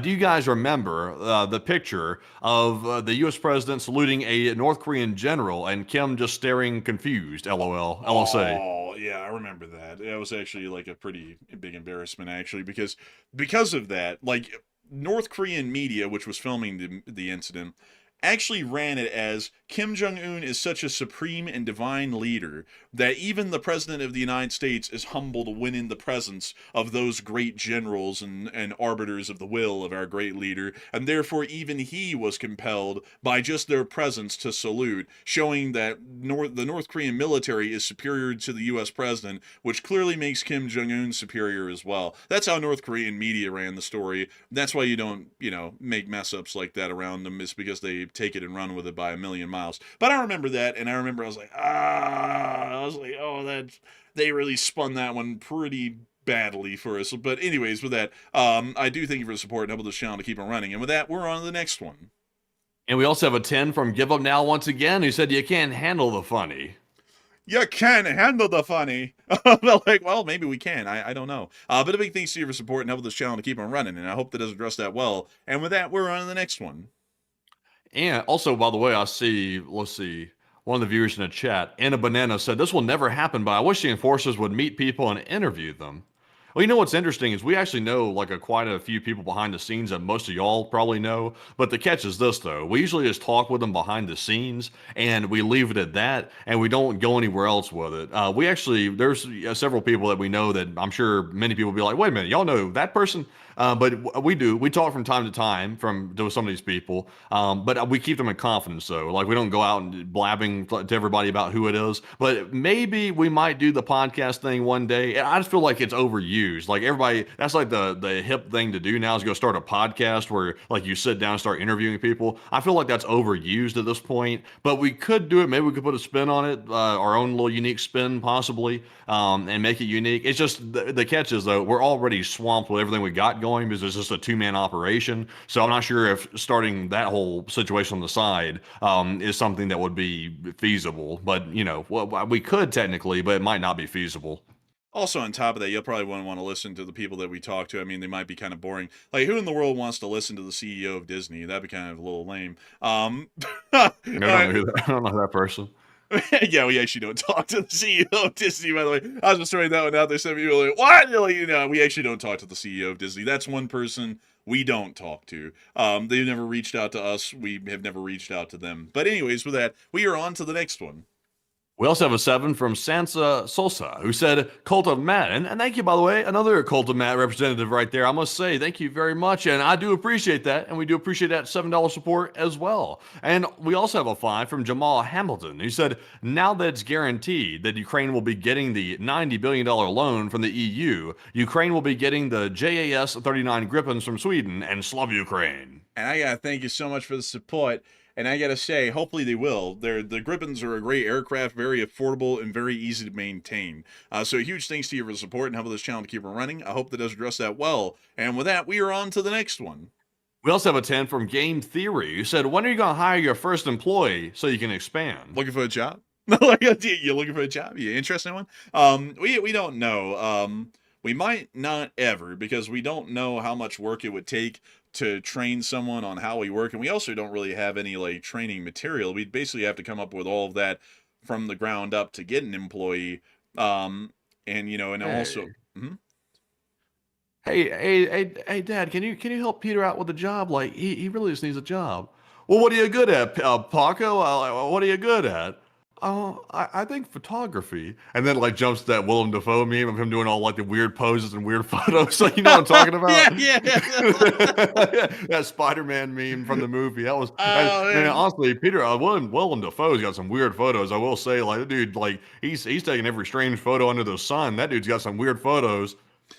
Yeah, he does. He really does. Like, very weird. But he's a great actor, though. I really like Willem Dafoe as an actor. He's really good at what he does. But outside of that, though, like, I don't know if we'll ever get an employee. And on top of that, like, kind of truth be told, we don't really make, like, enough revenue as a channel to really, like, even have, like, an employee base. There's kind of just enough for the two of us, and then that's about it. So we would probably have to start monetizing the channel a whole lot more to be able to get the spare income, to be able to get an employee, and then start having a workforce basically behind the scenes. But a big thanks to you for support and helping this channel to keep on running. And I hope that does address that somewhat well. And with that, we're on the next one. We also have a 5 from Live Animal. He said, Iran never agreed to handing over uranium, and USA added this to its tweet on its own whim. And I gotta say, I think they might have. But a big thanks to you so much once again. With that, we're on to the next one. We also have a 5 from Chicken, who said, open the strait for me. I would love to, but I don't have the ability. But a big thanks to you once again. And with that, we're on to the next one. We also have a 5 from Live Animal yet again. He said, sorry for the spam, but here's the last message. Origacci could be very well possibly doing some stuff. Great partnership with the doctor. Oh, that's an interesting proposition right there. But a big thanks to you for support and helping this channel to keep on running. And I just saw my alert say 401k health and dental, pay time off. What do you think this is? An actual corporation? We don't get paid time off. We don't have 401k health or dental or anything. Like we don't have none of that. Like it just doesn't exist. But a big thanks to your support and helping this channel to keep it running. And with that, we're on to the next one. We also have a 5 from A Fight for Friday Night, who said, I'm no expert, but if one of these tankers renames the ship to Leroy Jenkins, expect a bull rush. Oh, I like the reference there. Good old-fashioned internet reference. And a big thanks to you for support. And with that, we're on to the next one. We also have a 5 from Eric Dodge Live, who said, you guys rock. Utah neighbors. Hey, it's nice to know we have people here watching in the great state of Utah. And a big thanks to you for the support. And with that, we're on to the next one. We also have a 5 from Santa Sosa yet again. It said, my girlfriend and I love you. And she just asked that you stop laughing so hard directly into the mic. I love y'all, but please back up. Well, turn down your station if you don't like the sound. Turn down your station. But that's what we do. And there's really no way, sadly, to like kind of like back it up. Because like I'm actually like a good 2 feet away from the mic. Honestly, my audio gets deep fried just because of Discord. I think like there's no way to like really level out the gain on my mic very good because we're routing my audio through Discord and then it goes into OBS and then it goes to YouTube. So I'm getting my audio scrambled a few different times. So that's probably why it comes through like that. We don't have any limiter on it either. I tried that on my end, but it really didn't work out. Yeah, and also sadly, setting that up on OBS would actually be quite a lot. So that's why it's never been done. But a big thanks to you for supporting and helping this channel to keep it running. And with that, we're on to the next one. We also have a 5 from Woodsman, who said, did you guys hear about that one guy on Twitter who supposedly bought thousands of gallons of oil thinking he could trade it like stocks? Also, by the way, I think that was a joke because when you buy or when you purchase oil feeders, to my understanding, you don't actually like take delivery of the product. Like the most brokerages will not let you do that. So I think that might have been like some type of joke, like where somebody was like trying to make it seem like somebody got jacked up by doing that. I don't think that's real. At least I don't think that's real. But Enforcer, what say you? Yeah, I don't think it's real either myself. But a big thanks to you for support. And with that, we're on the next one. We also have 5 from Chickadee, who said the 1969 Herder's catalog had M1911 mag extensions like hand grips for a World War I pilots to shoot at the planes. No joke.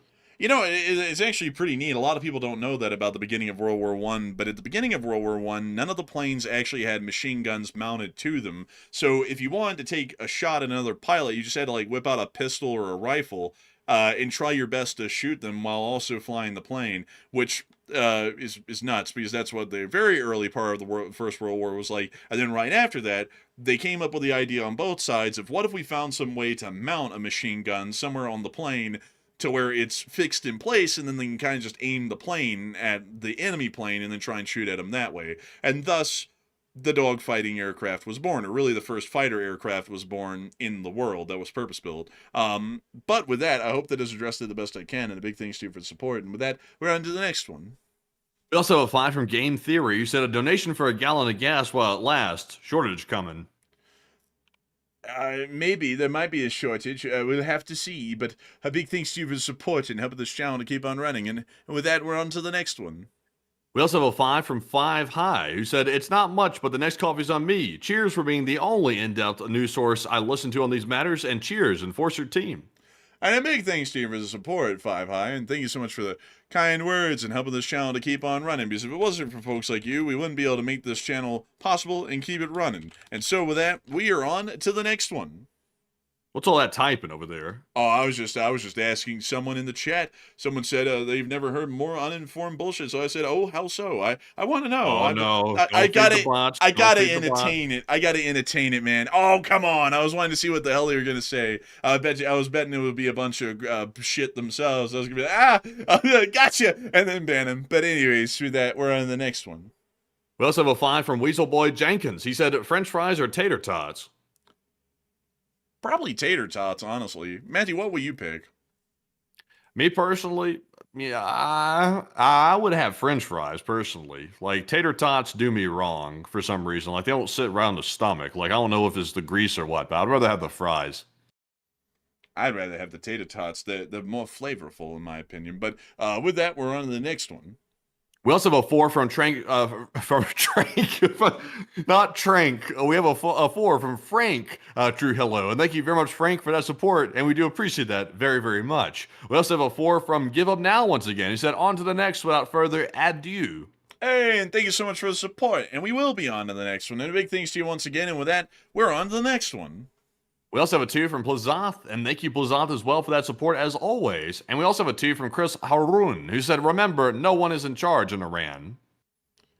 Oh, well, I mean, you know, maybe, but they're still kind of doing what they're doing with or without any centralized person in charge. But a big thanks to you for support, and with that, we're on the next one. We also have a 2 from Dago, who said, is the Strait of Vermouth dry or sweet? I would have to declare ignorance. But a big thanks to you for support, and we're on to the next one. We also have a 10 from Wantang Quadruple 8, who said, can we get your version of the story in that fellow's voice of him collecting certain specimens for science? LSA and the Orb knows all. And I'd have to say, yeah, why the hell not? All right, I got this raccoon here on the side of the road. We're going to have to take it apart for medical research purposes. What for, you ask? Well, we have to obviously know how it reproduces because nobody knows that. It's only the 1990s. It's not like this sort of animal research has been done a whole great deal. But anyways, a big thanks to your support and helping this channel to keep on running. And with that, we're on the next one. And our next one is going to go to 5 High yet again, who said, thanks for the best available info, Enforcer team. And thank you so much for the support, and thank you for enjoying the news. We try our best, and I hope that we've had some success tonight. So a big thanks to you for the support. I hope that does address that incredibly well. And with that, it is time for us folks to move on and into the Morse code decoders and the live chat questions. And we've actually been able to get through all of our super chats and the news before we started to go overtime. So we actually have a little bit of time to answer live chat. So Matthew, please take it away. What do we got? So the Morse code tonight was solved by Paul, Kevin, Mason, Joni, Norm, Arabelle, Her Royal Fluffiness, Coach, Kobe, Tarek, Sire, and Brian. They said the Morse code says, it looks like everyone wanted their last kicks before the ceasefire. LOT, LSA. And That's the sound of money. Y'all got that down on the nail. That is the Morse code message of the night. I got to congratulate y'all greatly on getting that correct time and time again, because y'all continue to show that the Morse code is decipherable, readable, and also tellable. And we congratulate y'all greatly on that. So I hope that does address that incredibly well. And with that, we are on into the live chats, and we're going to answer as many of them as we have in the spreadsheet, which is about 4 that are left, and then we're going to be moving on into rounding out the stream. So we are on into the fourth to last question of the night. And this one is going to go to Obu, who said, what will Belarus do when the army leaves and the populace takes over the government? I guess they would form a new government in that hypothetical scenario and just basically throw Lukashenko out and leave the army of Belarus either in Ukraine or withdraw them back home at that point, considering that the government that once commanded them would no longer exist. So I hope that does address that the best I can. And with that, we are on to the third to last question of the night. And this one goes to the Berg, who said, do you think Putin pushing towards going for the Baltics is why we asked the car companies to start wartime manufacturing? And how close is World War III from starting? I would probably say that the car manufacturers being asked to shift to wartime production is probably for the larger situation. I'm not entirely sure if that would be about the Baltics specifically. I think that might just be about our global condition. But outside of that, though, I think that we're getting quite close to World War III starting in some perspective. It's either going to happen in Europe, it might happen in the Middle East, or it might happen over Taiwan and East Asia. So in my opinion, I would say that we're getting on up there towards a world war. I'd say that at this point, it's probably a 50-50 chance that we're going to have a world war or not. And it's rising with each passing month, or really every 3 months. Best way to put it. They said, is a world war going to be happening? And Forster said, man, 50-50. 50-50. Like, what, 50% we're going to die? Really reassuring right there. Yeah, like it's like that meme where it's like, is this safe? 50-50. Is that like a 50% chance we're going to die? Like, and that guy said that like right afterwards. It basically kind of, yeah, I mean, it is sort of a 50-50 these days. But with that, I hope that has addressed that well. And we're on to the second to last question of the night.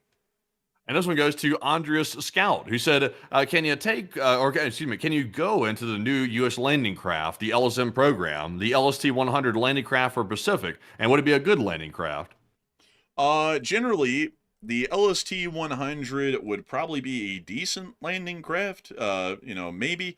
I would be honest with you, I just haven't really done enough research on these at the moment to be able to tell you with any certainty. And also, amphibious landing capabilities generally don't matter too much. These vessels are largely unarmed, and they're supposed to go to the beachhead under covering fire of other vessels. So as long as they have a decent cargo carrying capacity, generally they ought to be pretty good. So I hope that does address that the best I can. And with that, it is time for us to move on and into the final question of the night. And so, who is the lucky last person who threw in the lucky last question of the night? And that viewer is Anna Banana, who said, has the ceasefire been holding? And I haven't seen much about any strikes anywhere in the news. The ceasefire has been holding to some extent. We haven't seen that that Iran's been firing at any of our allies or us, and we haven't seen that any of our people on our side have been firing at them. But outside of that, the ceasefire isn't really holding with the Strait of Hormuz, because the Strait of Hormuz was supposed to be opened with the ceasefire from what we know, and it was never opened. So technically, while we're not shooting at them and they're not shooting at us, it didn't really succeed entirely in what it was supposed to achieve, which was a general reopening of the Strait of Hormuz. So I hope that does address that the best I possibly can with the information we have at the moment. And with that, we've reached the end of tonight's stream. I have to thank you all so much once again for watching tonight. We are always honored and incredibly a pleasure to have all of y'all here every single night. At the peak, we had about 20,000 people here once again tonight, and 152,000 people watched this stream before it ended. I have to thank you all so much once again for y'all's time on behalf of both me and Enforcer Matt, because we are always honored to have y'all here. And so with that, we will see you all tomorrow at 10 p.m. Eastern Time to cover the next 24 hours of the news from around the world. And if there is a short war video to be made, I will be the one making that short war video. So with that, good night, good luck, take care, stay safe, Slava Ukraini, Ram Slava, long live the Lee Spring Army, and long live the Republic. And with that, folks, we'll see you all tomorrow night on our usual time at 10 p.m. Eastern for the next Nightly War News stream. And also a big shout out to the 152,000 plus people that were here by the end of the stream tonight. And of course, if there is enough news for a short war video, the Enforcer will be putting that out midday tomorrow. So stay tuned for that. In the meantime, though, we will see you all then on the next Nightly War News stream. And of course, Slava Ukraine, Heroam Slava, get some rest, and good night.